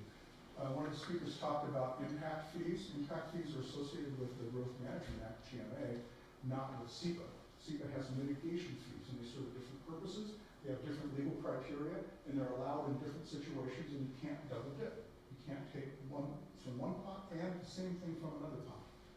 In Mill Creek, Bill Trim, the planning director, preferred SEPA-based mitigation fees, and so we set up a system that conditioned all subdivisions projects and whatnot using a SEPA-based system. And finally, the developer that built Mill Creek originally got to their last piece of land, and they challenged the city's authority to actually require SEPA-based mitigation and said we've been double dipping all these years. So we litigated that, and the Court of Appeals concluded that no, we hadn't been double dipping, and that in fact we could have, in that specific case, a formula for determining park impact fees that met SEPA's requirement for a direct impact analysis. So the issue was, well, you can't have a formula to figure this out because that's not a direct impact. Well, we had figured out a way to do it, and the court upheld that, which was really nice. So moving on to the SMA, Shoreline Management Act, it too has a laundry list of regulations that go on for dozens of pages, and they've just been all redone about 5 or 6 years ago. It's very complicated. The goal of the SMA is to preserve and restore shorelines of the state. Some would call it what's called a no net loss philosophy these days, which is broader than what it started out to be in 1971. It's a really broad policy declaration. It applies to pretty much everything that's saltwater, rivers that flow at a rate of greater than 20 cubic feet per second, which is a pretty small trickle actually, I've learned. I'm a lawyer, not a scientist. Lakes, wetlands, lakes of a certain size, wetlands, flood zones, the water column itself, and 200 feet beyond ordinary high water mark. So that's kind of the jurisdiction of the SMA. And it's a huge issue in cities like New England and counties like Kitsap. It established the Shorelines Hearings Board, which is a state-level administrative body that hears appeals of challenges to decisions made under the SMA, and those appeals would then proceed to court if someone wanted to go further than that. That's similar to the Growth Management Act GMA Hearings Boards, which is a state-level administrative body that hears appeals of comprehensive plans, and appeals from that go further than into the judicial realm. We'll talk about that a little bit later. One of the principal elements of the SMA is, you gotta be kidding me. Just for your first time. Just for my first topic. All right, we're gonna meld our two topics here and see what we can do.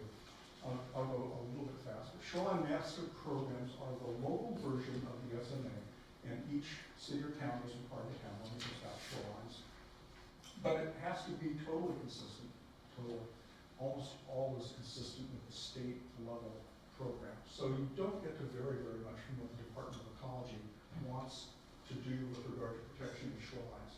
And we, back in the old days, we litigated a case and lost it with a landowner about the harvest of geoducks ducks and whether or not they could harvest geoducks ducks with it, whether we could require the county, because the county could require them to get a permit, a local permit for it, and we lost that case because it wasn't required by the SMA.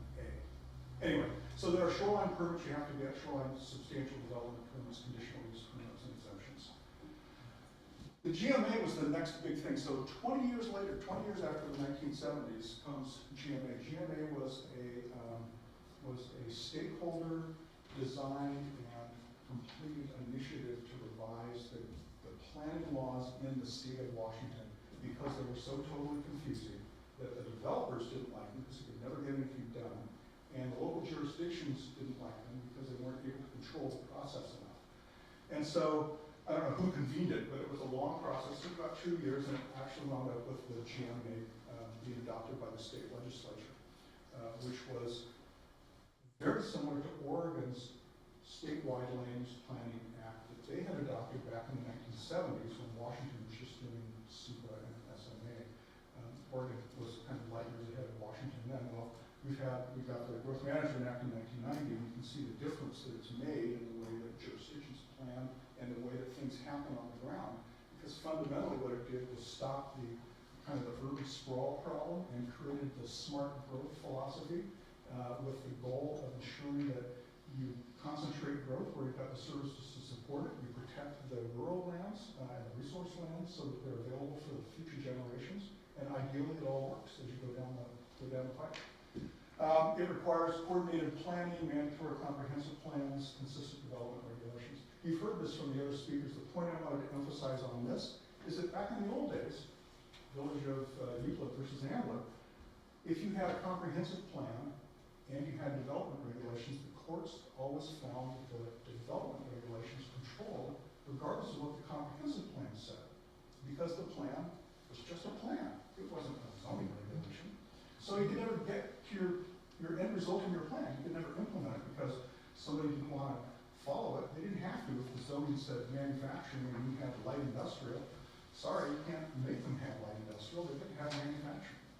Well, that changed with the Growth Management Act. And the Growth Management Act, as the earlier speaker said, have this pyramid. And it says you've got to have all these plans, and they have to be consistent with one another. And they're in a hierarchical regime, and development regulations are underneath the comprehensive plan. So you have to have a comprehensive plan now. It has many required elements and optional elements, and you have to implement that through consistent development regulations. And these days, if the development regulations are not consistent with the comp plan, courts will in fact throw them out and make you get new ones. So that's the big change, and that's what has made it possible for cities, towns, counties to actually complete a plan and make it happen over the course of what is lived over decades to do most of the planning activities that occur. So there were two major statutory upgrades in 1995. I'm going to go quickly through these. The Regulatory Reform Act integrated all the SEPA procedures on this side and all the GMA procedures on this side and stuck them together and actually simplified things, although it was very hard to understand at the time. And the Land Use Petition Act got rid of what was called the old writ of certiorari appeal process for challenging a land use project decision, and said we're going to have one kind of process. It's going to be statewide, it's going to be fast, and it's going to be the same for everybody so that we can get decisions made in a timely fashion and people can move on. The Reg Reform Act I'm not going to spend time on because we don't really have the time. I've got a few copies of this presentation with me and I'm happy to pass them out. And I also am happy to send this to you, anybody that wants one, so just send me after this.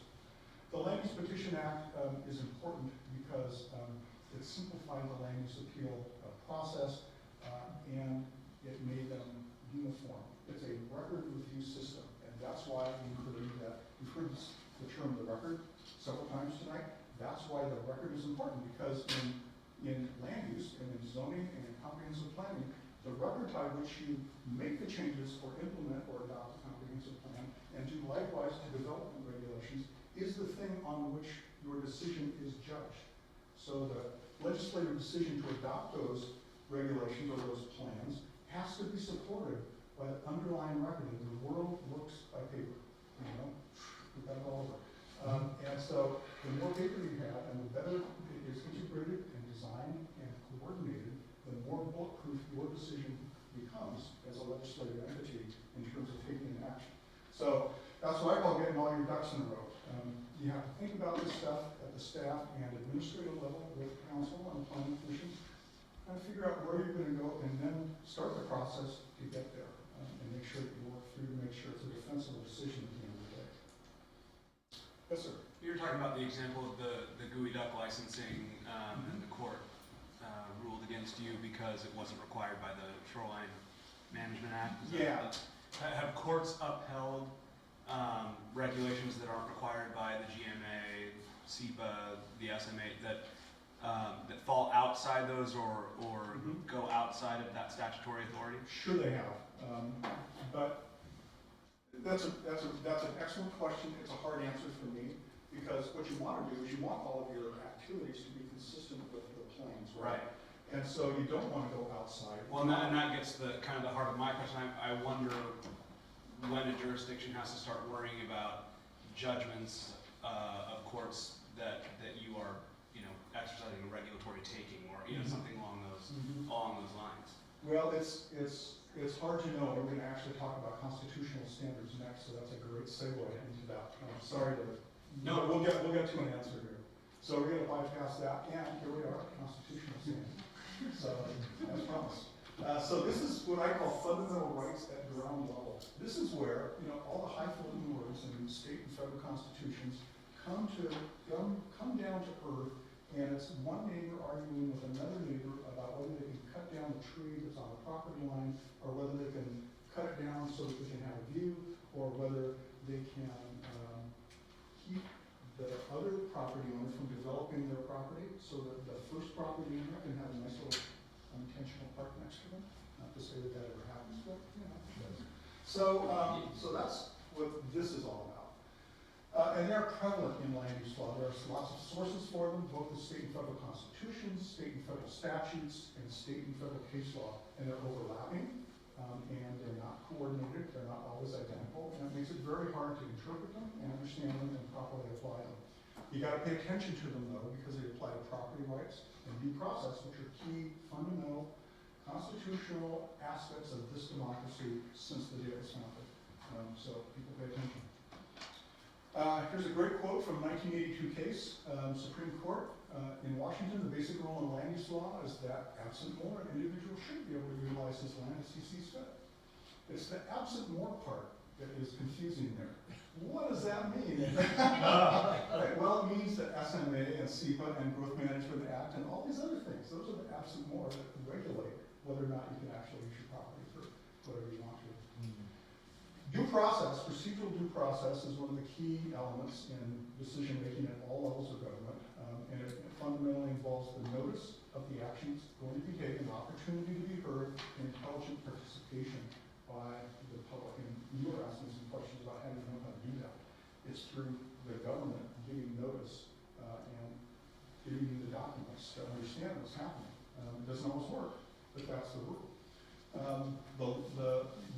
The laws that are passed have to be reasonable. They can't be so vague that it's called void for vagueness. And it even applies to quasi-judicial forms, which are administrative actions that look like judicial actions but are not made by courts. So the hearing examiner decision is the perfect example of that. Substantive due process compared to procedural due process. Substantive due process is what I think of as uniquely Washington. I don't think other states have this, and they used to, but I think they've all gotten rid of it. Because basically what it does is it focuses on the outcome of actions. And it basically says that if, despite following all the rules, the end result is unduly burdensome to the affected individual, it's a violation of their substantive due process rights, and you shouldn't be able to do it. So there are 4 tests for that. Regulations that you adopt have to have a legitimate purpose. They have to be appropriate to accomplish the purpose. They have to be reasonable, and they have to be clear.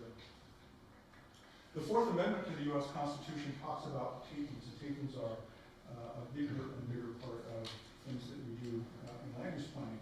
And the federal Constitution says no shall private property be taken for public use without just compensation. The Washington Constitution says something a little bit different from that. And the two basic differences are listed there. Private property shall not be taken for private use. The government cannot be an intermediary. It can't condemn Joe's property over here and give it to Tom over here to do something about it. It's got to be a public use. And then it provides that no private property shall be taken or damaged for public or private use. So they've incorporated that into the compensation phase as well. So takings is complicated like most other things that we're talking about, and there's some nomenclature that goes with it, and there are different types of takings. One of them is physical takings. That's when we appropriate property. We need 5 feet of your land so that we can widen the road and put a sidewalk on. There are regulatory takings, which is we are regulating the use of your land for the public good, public health, safety, and welfare. That only works if they deprive all economic use of the land. So if you have a piece of property and it's totally encumbered by a wetland, and the regulations say you can't develop in a wetland, that's a regulatory taking. That's why all of your critical area statutes have a reasonable use exception for wetland properties. There are exactions and dedications, and those are conditions basically on property development, and those say that you not only have to have You not only have to address the problem that's being created, but it has to be proportional. So if someone's building a 5-unit subdivision and they're gonna add 10 PM peak hour trips to the local road out front, you can have them mitigate that impact, but you can't have them mitigate the impact for 500 PM peak hour trips. You only have to mitigate for the impact and the cost, and it has to be proportional. I'm sorry, the first example is proportionality. The nexus is that the condition has to address the problem. So if the problem is PM peak hour trips, too much traffic, you can't require them to build a park to mitigate that because it's not related to the traffic issue. Okay? There has to be a connection between those two things, and then they have to be proportional. And then there are reasonable use exceptions that I just talked about. A couple of other things. Unless they agree, right? Totally, yeah. You can do lots of things through consent and voluntary agreements, and that happens a lot of the time. Because it's all complicated, and the regulatory authority of jurisdictions is pretty darn significant, and you can do a lot of things. And sometimes it's in your interest to do something a little bit different than you would ordinarily do. Yeah. The Supreme Court, the U.S. Supreme Court made a decision based on a problem in Florida development. A developer sued to be permitted to do something. He didn't like the conditions imposed, et cetera, et cetera. And that was a decision in which some people predicted this is going to make land use, it's going to throw all sorts of land use laws into question. Has that been happening? Do you see a problem there? Does it shake up? Yeah, I don't see a problem there. People said that about that decision, and I'm trying to just remember the name. It starts with a K, but I can't seem to write it out. And I said that to an extent because one of the elements of that was that you had to, if you were going to deny a project, you had to give them a reasonable alternative to the denial. So you could say, do all this other stuff over here to let you do your project, but if all this other stuff, I'm getting this wrong. So I'm gonna stop. But it hasn't happened, and I think the big impact of that decision was that it's the show your work that we were talking about earlier in relation to the GMA. It's the same sort of deal. You have to keep records, your staff has to be precise, you have to make sure that you document what you're doing, why you're doing it, and the relationship to the law, so that when it gets challenged, you can legitimately say, we did what we were supposed to do. Is that the Kelo decision? Kelo, thank you very much. Right now. Yes. The previous question, you were distinguishing the federal constitution and the Washington Constitution under the taking clause about public and private use. I'm recalling there was a case somewhere back east where the U.S. Supreme Court essentially said that a public purpose or use was sort of broad redevelopment. They actually took some property from one owner who didn't want to sell and gave it to this developer. Right. Has that followed through in Washington, or is Washington a little bit stricter on that? Yeah, Washington's stricter, and it's got those rules that say you can't take private property for private use. The Kelo case, which is what you're talking about, was predicated only, was challenge was made only with the federal constitution, which just says you have to have a public use, and the public use the jurisdiction had for taking private property and turning it into a new mall was economic development. Okay? Now that might fly in Washington, but it's going to be harder because in essence you just forking it over. Yeah. And Seattle's Trade Convention Center was challenged for that reason earlier. Okay. I'm way behind here. We haven't talked anything about OPMA. Vesting is entitlement to develop land under laws in effect at the time of a complete application. It's a minority rule in the United States. I think we're the only state that has this rule, but what it does is it fixes everybody's rights at a specific point in time so that there's no doubt about what regulations apply. And that's why deadlines matter. Oregon's got that. I'm sorry? Oregon has that. Oregon has that statute, yeah. Okay. Moratoria allow basically a jurisdiction to call timeout and go study the situation, make changes if they need to, and then reopen it up for action. And arbitrary and capricious action is prohibited so that you don't do things that you ought not to be doing. It's the antithesis of making a considered decision. Right? Equal protection protects classes from discrimination, but it doesn't protect discrimination. You can't discriminate between classes unless you're providing similar treatment in similar circumstances. There's a rational basis for the decision, or if you're talking about fundamental rights like voting or race, the burden of proof standard is raised to scrutiny, and the courts are much more cognizant of what's happening there.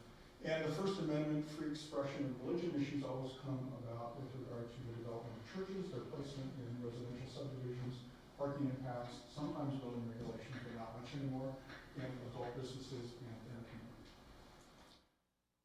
So that's it for the first part of my talk. If Nick could dial up the OPMA. So questions on this part while Nick dials up the next section? Yes. Is there an easy place to keep track of vesting for short lives and subdivisions? Doesn't it keep changing? It does keep changing, and the rules are totally muddled. Roger Gwynn, who is a brilliant attorney at the city of Seattle, rails constantly against the court's inability to draw a clear, understandable line about what vesting means and when it happens.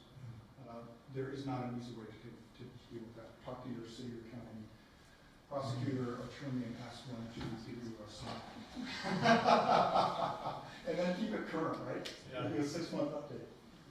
The vesting issue is, I understand the first principle, but you get that application, and how long does that application remain valid? I mean, if you go through the process and the city says no and remands it, does that mean they have to start over and then they would be subject to new rules, or do they somehow get to go back under the old rules and reapply? It's complicated. Yeah. There isn't an easy answer because it is so factually dependent on why they remanded it back. Okay? But as a general proposition, once you achieve vesting, then you have whatever reasonable amount of time is specified in the local jurisdictional code to complete your action. Plats, you used to have to get final plats like within, I don't know, 3 or 4 years, 1 or 2 years. These days now, because of the 2008 recession and whatnot, the legislatures kept stringing that up, so now it's like up to 7 or 8 or 9 years to get a final plat. And so what's happening was that lots of subdivisions were planned in 2007, they went bankrupt in 2008, they sat there undeveloped. Somebody's not bought them and is saying that they should be able to use the existing approvals that were issued way back when. And it depends on the local jurisdiction's regulations and what kind of decisions were involved, whether they're state laws or federal laws, all that. This is the open government section of the presentation, and these are not my slides, but I should be able to cover them. And the reason they're not my slides is because we want to make sure that if anyone was here tonight for the purpose of getting certified under the new law, that these are AG approved, Attorney General approved slides about these subject matters, and you can qualify yourself for certification. So we're going to talk about 2 things. One of them is the OPMA, the Open Public Meetings Act, and the Public Records Act. We'll probably spend a bit more time on the OPMA because it's more important and more central to what you do on a day-to-day basis. The PRA is incredibly important. It really creates major headaches for the staff and your budget more than for decision makers. Look at this. Meetings of public agencies are presumed open, and in fact are required to be open. And actions, that is, decisions that you make and other types of deliberations have to be taken openly and conducted properly. And the act is to be liberally construed. The legislature said that in the act when it was adopted, and the courts routinely say it and rely on that. And they have narrowly construed all of the exceptions to the Public Records Act in particular. We're talking about OPMA, I know, but it's the same theory. And broadly construed the application of the act, and that's true for OPMA. And so the purpose of OPMA is to allow the public to view the decision-making process. Remember, this was adopted by initiative in 1971. There was the whole deal about smoke-filled rooms and decisions made when nobody knew what they were, and the national political conventions were the principal example of that. And people were tired of it and said, we're not going to take it anymore. We want to know what the government's doing when they do it.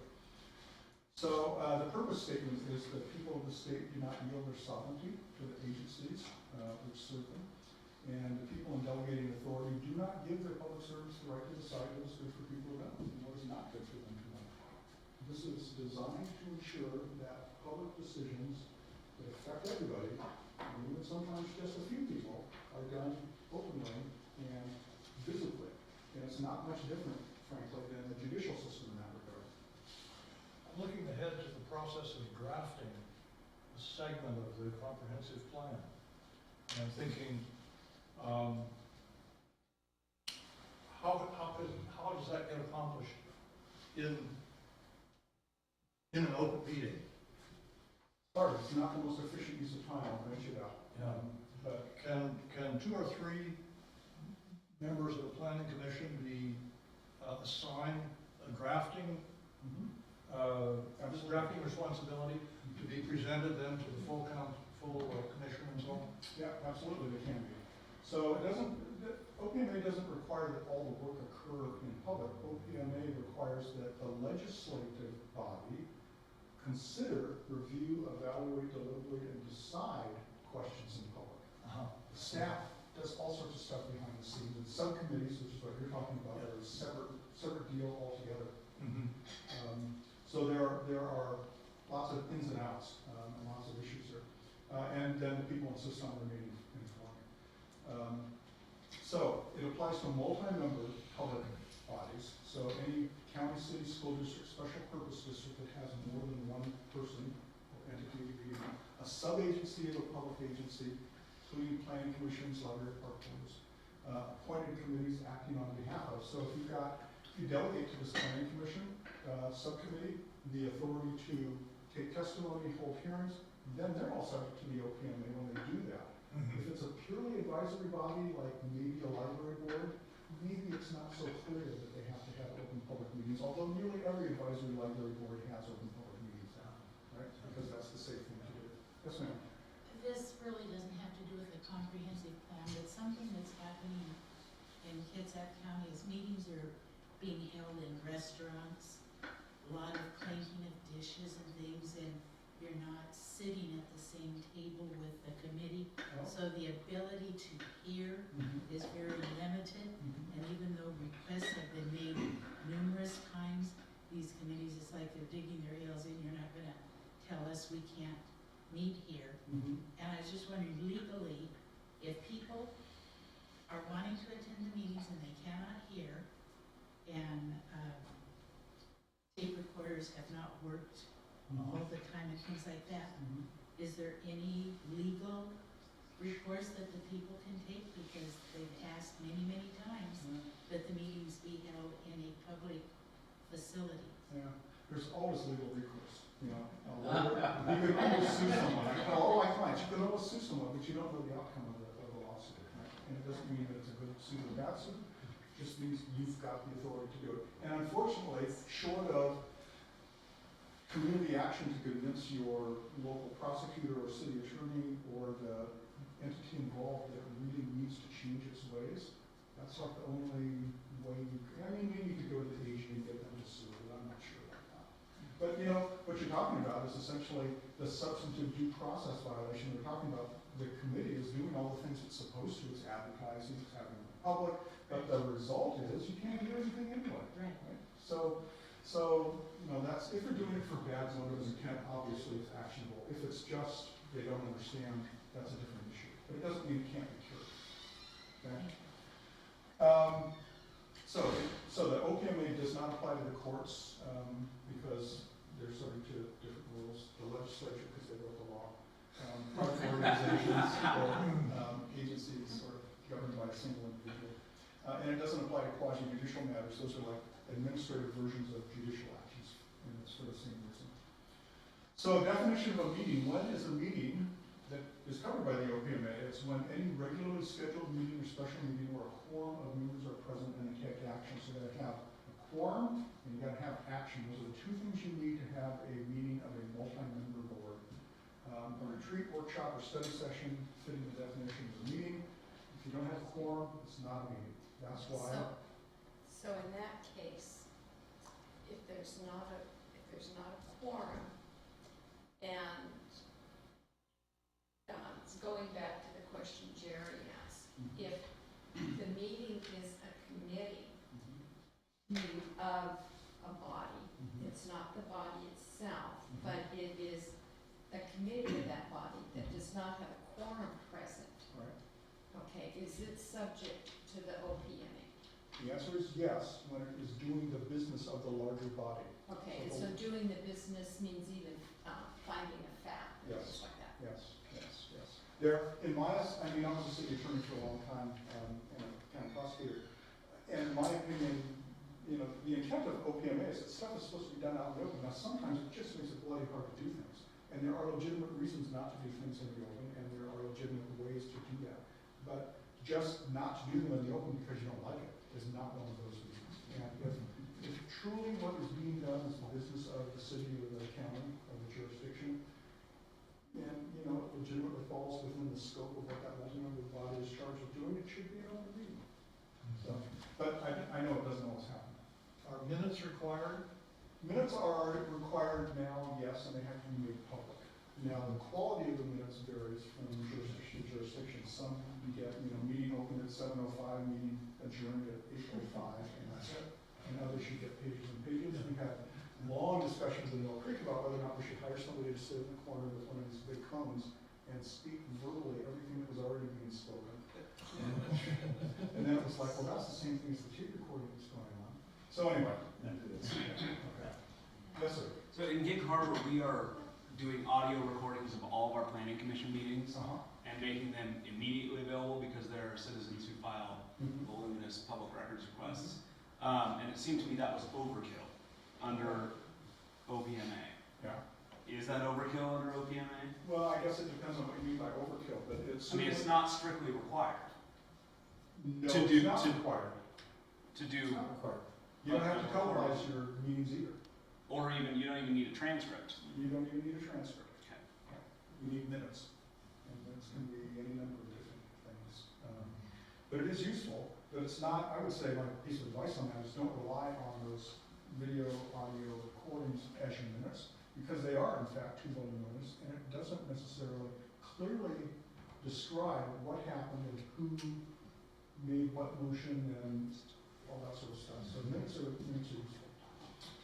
All right, so a meeting occurs when the public agency takes action. So this slide actually ought to be titled Definition of Action. So it includes public testimony, deliberations, discussions, considerations, review, evaluations, and final action. And final action, all this has to be taken in an open meeting. No straw votes in executive session, no vote trading behind the scenes, no serial phone calls that set things up so that when you get to the open public meeting, it's all pretty cut and dried. I went to a series of city council meetings once, and they had a very efficient system. They did assign specific pieces of legislation to specific members of the city council. It was their job to go figure out whether it was good or bad, and then bring it back with a recommendation to the council, which they did. The problem was that the council invariably accepted the recommendation. So the chair, the mayor, would call the matter and say, this is topic A. Councilmember B, do you have a recommendation? Yes, I recommend that we not accept this. Immediate second from somebody. So moved, wham, and the hammer was down.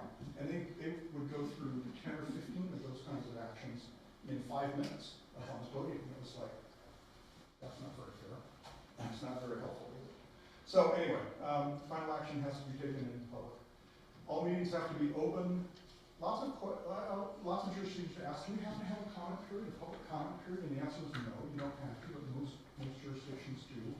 And people generally like the ability to be able to stand up and address you because it's important to them, and that's how you get public participation.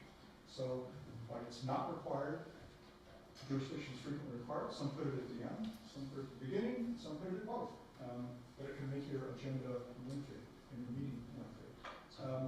So then, is there a process, because there seems to be, even though this all is because supposedly citizens have decided that the legislators or policy decision makers can't just do whatever they want, we want to know what they're doing, but the citizens are then not allowed to say anything about anything in that process. Right. So how is that engagement? Well, I'm not saying that that's engagement, but I'm saying that decision makers should hear from their constituents, right? And this is America.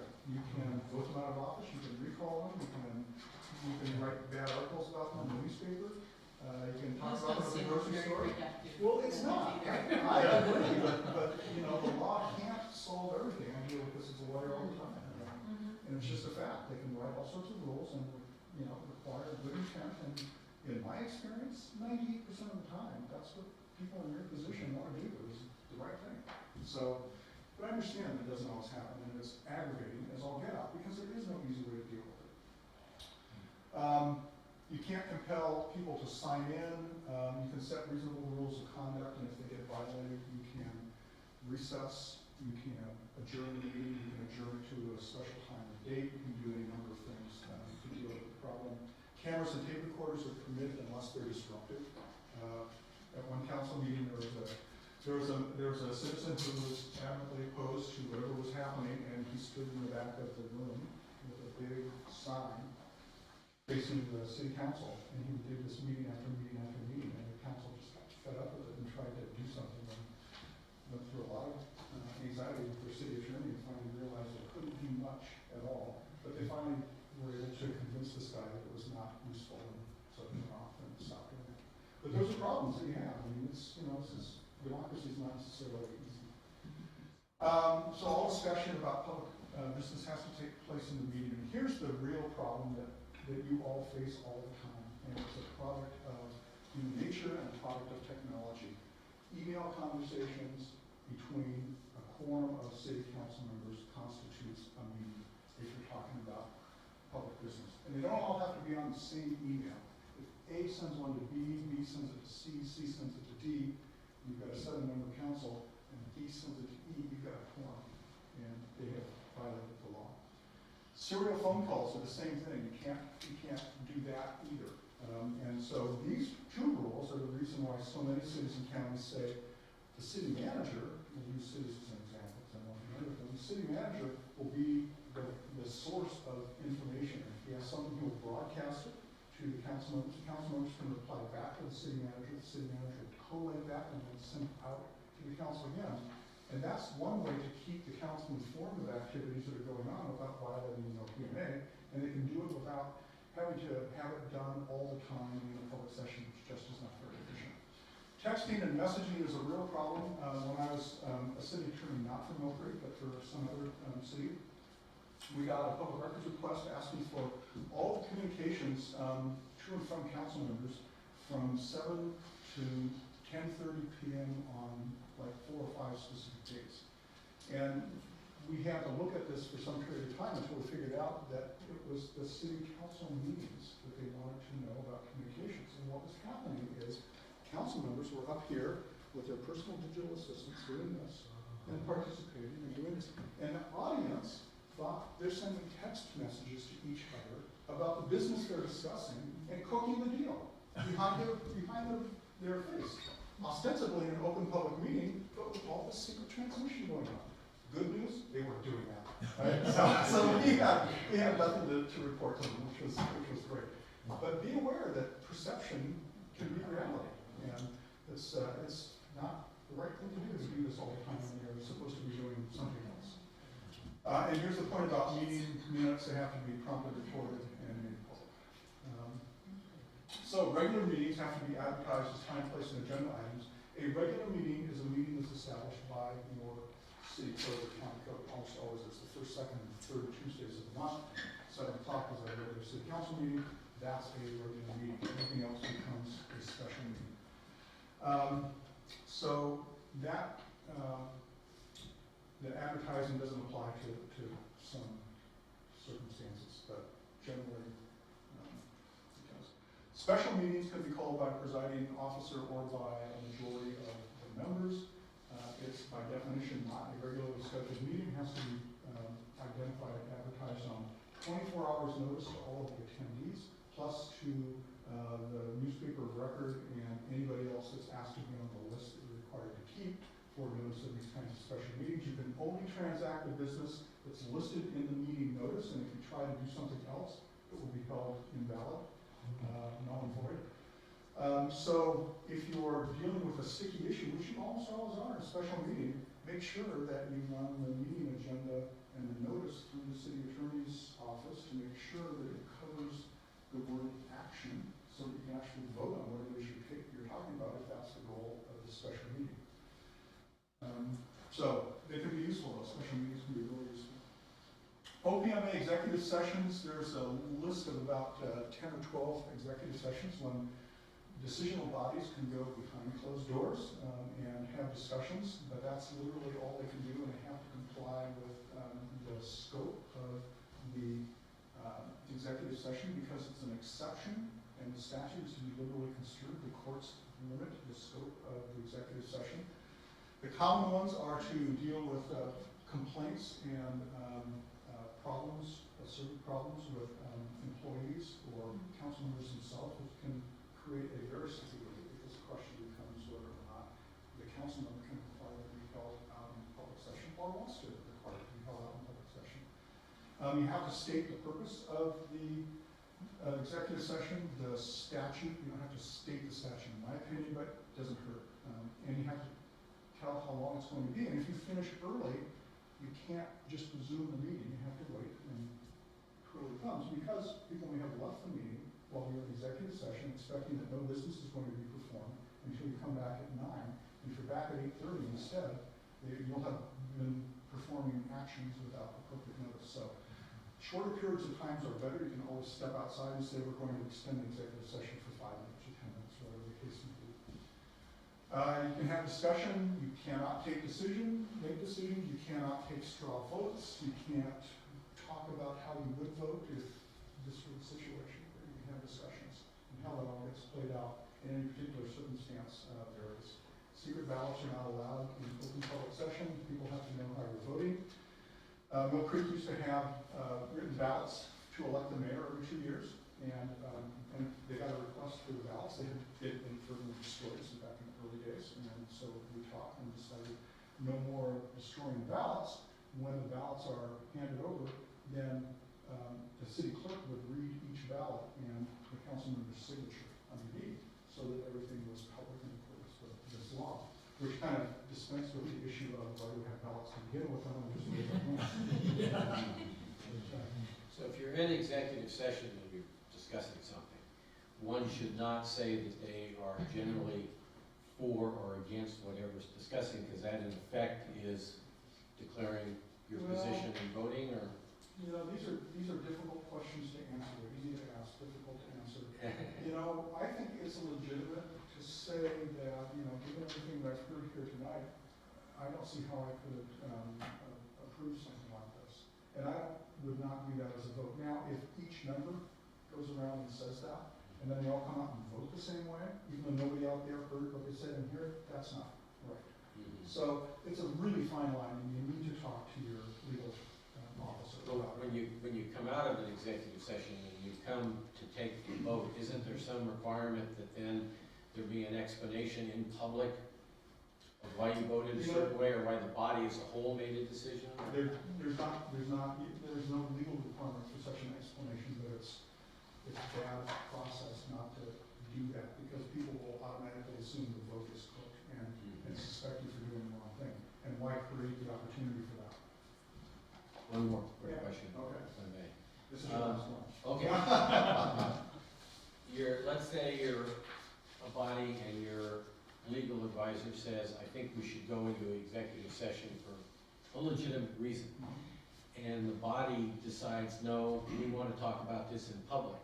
Can they do that? You Or bet they can.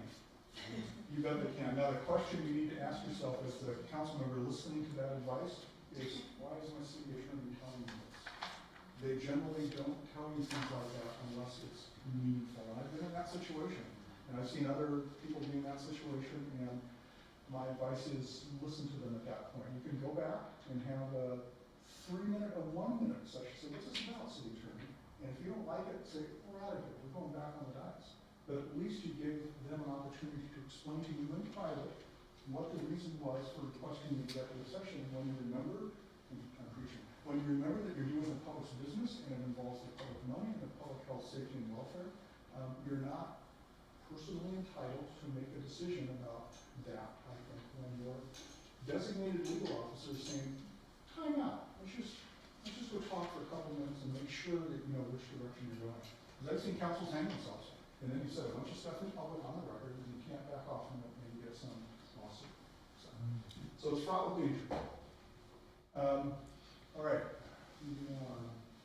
We already talked about personnel issues, real estate negotiations, or publicly bid contracts, litigation and legal advice. These days, your lawyer has to be there in order to kind of justify it, and there's a list of things that have to be complied with. And the reason is that people were abusing, or at least there was a suspicion that people were abusing the attorney-client privilege. You know, I never experienced that in all the times that I've done executive sessions and worked for public entities, and I doubt very much that it actually happens with any frequency at all. But nonetheless, there's enough of a suspicion that the legislature wanted to do something about it. But, you know, entities are entitled to confidential attorney-client privilege communication just like any individual is in their personal life. And they need to take advantage of it because it's an expensive world out there, and you need to make the right decision. Violating the OPMA are pretty slim, it's $100 for you, but if you make a decision, entity makes a decision that's then overturned by the courts, they can award attorney's fees and costs and penalties, and the action will be null and void, which means generally you have to go back to whatever the beginning spot was before you did that. So if you've been listening to stuff for 2 or 3 years, subdivision or highly contested plat application, and you make a decision and it's inconsistent with the OPMA, you might actually have to go back to the beginning and start all over again. That's a very painful process. OPMA risk management tips. Avoid even the appearance of an OPM violation. We were just talking about that. Socializing, you know. People see you at the grocery store, they see you go out to dinner together, they presume that you're talking about business, and there have been lawsuits filed against city councils that actually had a form of business. They would finish their meeting, and they were good buddies, so they'd all go down to the local restaurant, you know, and have a bite after, and naturally they would talk about what they were just doing. You can't do that. You talk about the weather, your trip to wherever you went, your kids, but you can't talk to your business like that, unless you notice it. The other major problem where this comes up is if you've got a particular issue that several council members are interested in participating in, for example, development of one of the new large regional fire districts, right, that combine multiple fire districts so that you have better utility of the equipment and you cut down on the administrative cost of running everything. Many of the council members that I was involved with when this happened wanted to go to the meetings being held by the potential new fire district. And that was a public meeting, and they're all going to be there, and they're all going to be talking about the business of whether or not the city should join in this thing. So we finally decided that they had to tell us how many were going so that we knew if there was a quorum, and then we would notice it as a special meeting so that they didn't get in trouble with OPMA. Bus trips are a problem, emails we've already talked about, and get training. So, on executive session,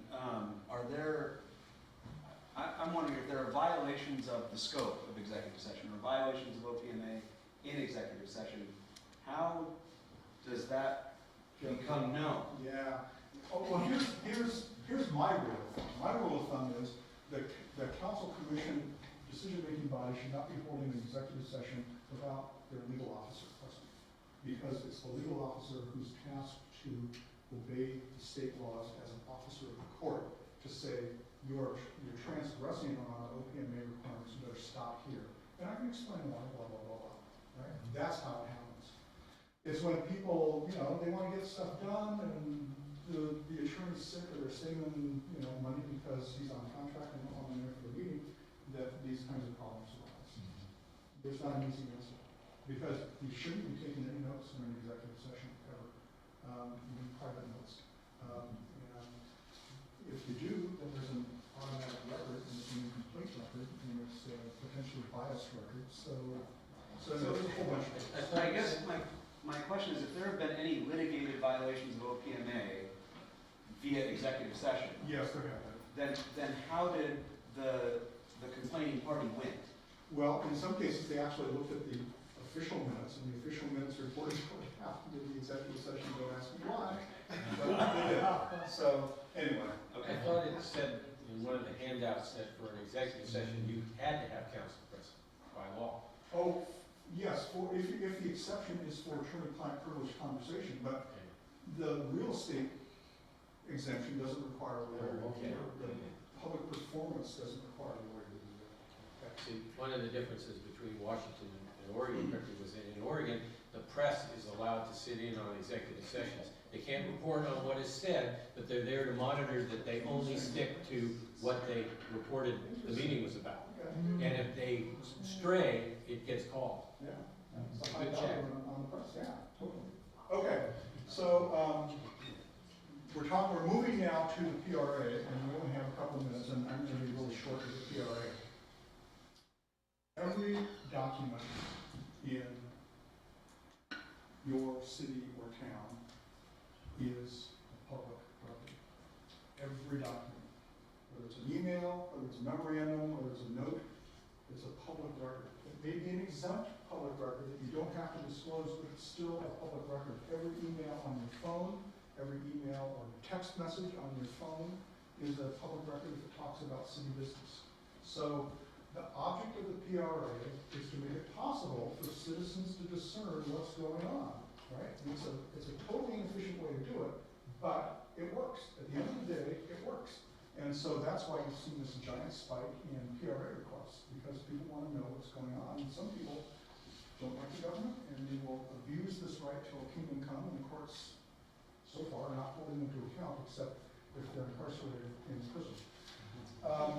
So every time you do something, approach it with the thought that what you're writing down is a public record. If you use your computer at home for public business, it's a public record. If you get a public records request for all the documents relating to topic A, and you wrote an email on your personal computer at home about topic A, that's a public record.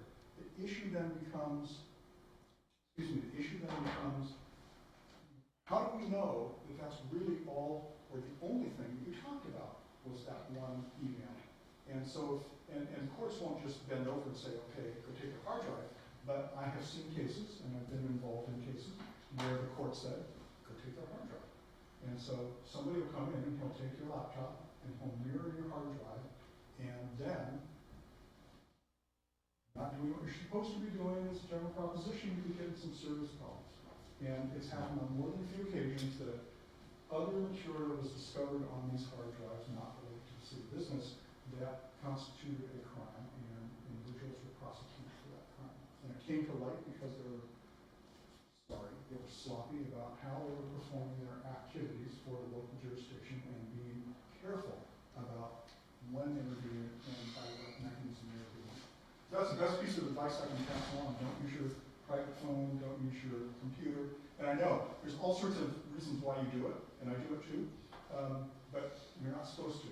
And what cities and jurisdictions ought to do is have a separate email system for all their decision makers, so that all those emails go there instead of somewhere else.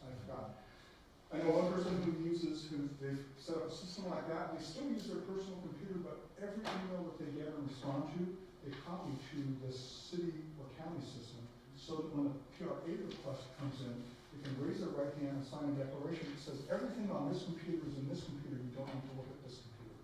And courts will pay attention to something like that. So, it doesn't apply to court records, you don't care about that.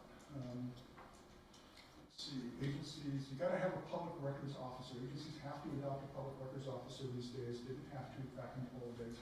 You've got to adopt some procedures to protect records so they don't get damaged, and provide full access to the records. My time is up, I am being told.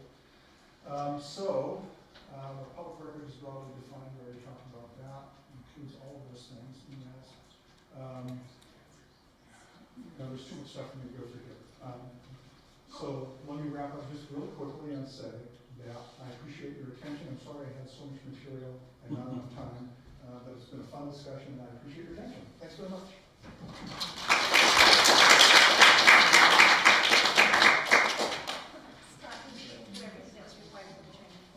I think so, yes. And everything, I should, let me do this one more thing.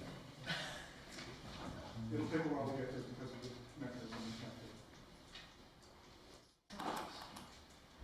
there. Yes, let's see. Sorry, you're being very patient. Website, no, establishment plans. There it is. Public Records Act, you can go to the Attorney General's website and get the model rules. You can read this presentation on the Department of Commerce website or the, somewhere. I believe we have it posted. I certainly have a copy of it. Yeah. So I think it complies, it's in my professional opinion. There you go. Thank you. Don't sit down, I'm going to call you all the professionals.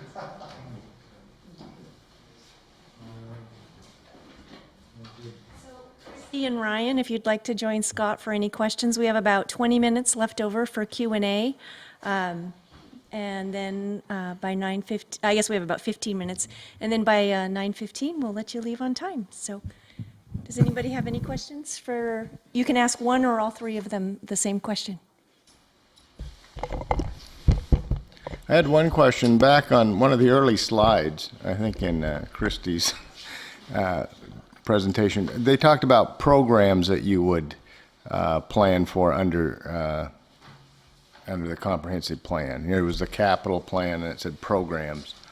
What's an example of a program that you'd plan for? Say your jurisdiction decided that open space was a priority for your particular jurisdiction or recreational lands or something like that, then you would identify those priorities. That would be a capital expenditure. So again, those would be identified in your comprehensive plan. And again, you would identify funding sources or mechanisms in order to obtain those. So there could be a whole host of different things that you want to do that are above and beyond kind of the general requirements that have been identified that are important to the community.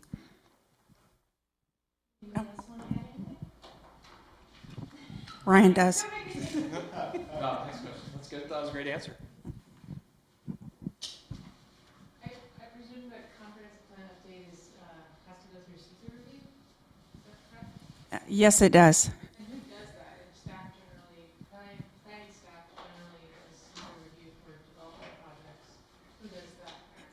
It depends on the makeup of your jurisdiction, but typically the planning staff would also prepare SEPA for your comprehensive plan or any of the development regulations. Sometimes jurisdictions have specific people that prepare SEPA documentation or review SEPA. In a lot of cases, the staff that works on the actual comp plan or the development regulations also prepares the SEPA documents for review as well. And would the transparency in that come from the SEPA review agencies then to sort of check their work? Yeah, so all of that's reviewed. There's a required review for your comprehensive planning documents and also for your SEPA review, and there's also public notification requirements, and all of those are public record as well. So there's an opportunity for the agencies, state agencies to review them, and also the public to review all your work as well. I have a question, and because this evening's meeting that we're in was noticed because we anticipated a quorum of city council here tonight for the city of Port Orchard. If I took notes during this meeting, do those notes then become a public record? Yes. But they may not be disclosable, and they may be exempt, and you could give them to the city, copy them, give them to the city, and then you don't have to worry about it for the county. You can just decide what to do with them. But is it a meeting if no action was actually taken? Yeah, because meetings, remember, cover anything that includes just deliberations, review, consideration, evaluation. And so it's a problem, because by noticing it, you save yourself on the OPMA side, but you create a PRA problem on the backside. But then any notes that any of our planning commission would take during the regular meeting, or any of our city council may take during the meeting, those become public record? Or can we, and once the minutes are distributed for the meeting, can we then shred our notes? I mean, I'm going to suggest that you talk to your local legal officer, because this is an area that there's no bright line answer that I can give you. And law is a lot of art, and they have people like yourself different interpretations of how this all works. Question would be, all right, there's a quorum here, say, of the city council. So becomes a meeting, but there was no discussion of city business. So does all this stuff become a public record then? I mean, anyone could walk into the meeting, but there was really no public business really discussed pertinent to the, specific to the city of Port Orchard. Correct, but with respect, you're mixing the concept of OPMA public business and PRA. It's just a writing that pertains to the activities of the city. Doesn't matter whether it's it doesn't matter whether it's a meeting or not, and it doesn't matter that you didn't actually discuss anything. You're here as the city council for the purpose of ostensibly educating yourself about how things work, and you talk from the meetings. So, somebody could make a request for that. Sorry. At a jurisdiction where I used to work, they would, once a year, take the city council members and the planning commission members out on a bus tour to see not only projects that they had reviewed and perhaps decided upon, but also work that was going on in adjacent jurisdictions or nearby jurisdictions, to get a sense of how our development was comparing to other jurisdictions' development, and maybe something we liked but couldn't require. Did they want to amend the codes? And so they would notice that as a public meeting, and then they would, I believe, invite public to attend, and staff would attend as well. So I think it might have eventually become, I think they had to get a bigger bus, but they still kept it all on one bus. But that's how we got around the Open Public Meetings Act on a bus tour kind of thing. Any other questions? Oh, yes. I have, this is just a question, a quick plug. On the top item on the back sheet of this page that announced the agenda of the meeting, the growth management services. Anyone who's ever been confused about what economic development is, that first business of the commerce site leads to a lot of videos that will give you a clear idea of what economic development is. Oh, thank you. We've also been posting short course segments in video format on our website, some of which address different aspects of the short course in more detail. We have some specific to urban forestry, sustainability, infill development, those types of things. So there's much more information. If you didn't quite get the specific topic you were looking for this evening, there's more choices you can choose from on our website under the short course. And then also AWC, Association of Washington Cities, has, I believe, 8 or 10 or maybe even 12 video segments on their website as well. So. Are there any other questions? I have one last question. Now, when you were in college and the professor said, "Who likes to go to evening meetings?" and the four of you raised your hands and they said, "Well, you'd make a good planner, you can go over here." Is that actually true? My professors actually said, "Who wants to be a land use planner?"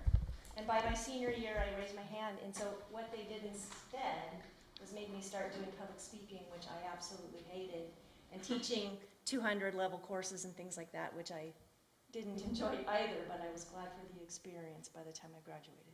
Well, thank you for taking the time and coming to Port Orchard. And I would like to thank all of our speakers. They volunteered their time this evening, and Scott is jet lagged and just back from an amazing vacation.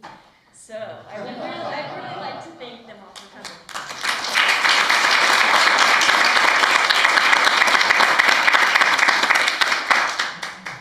So I would just also like to thank the City of Port Orchard for hosting this evening, and Nick Bond for his work on arranging this and making sure the refreshments were available.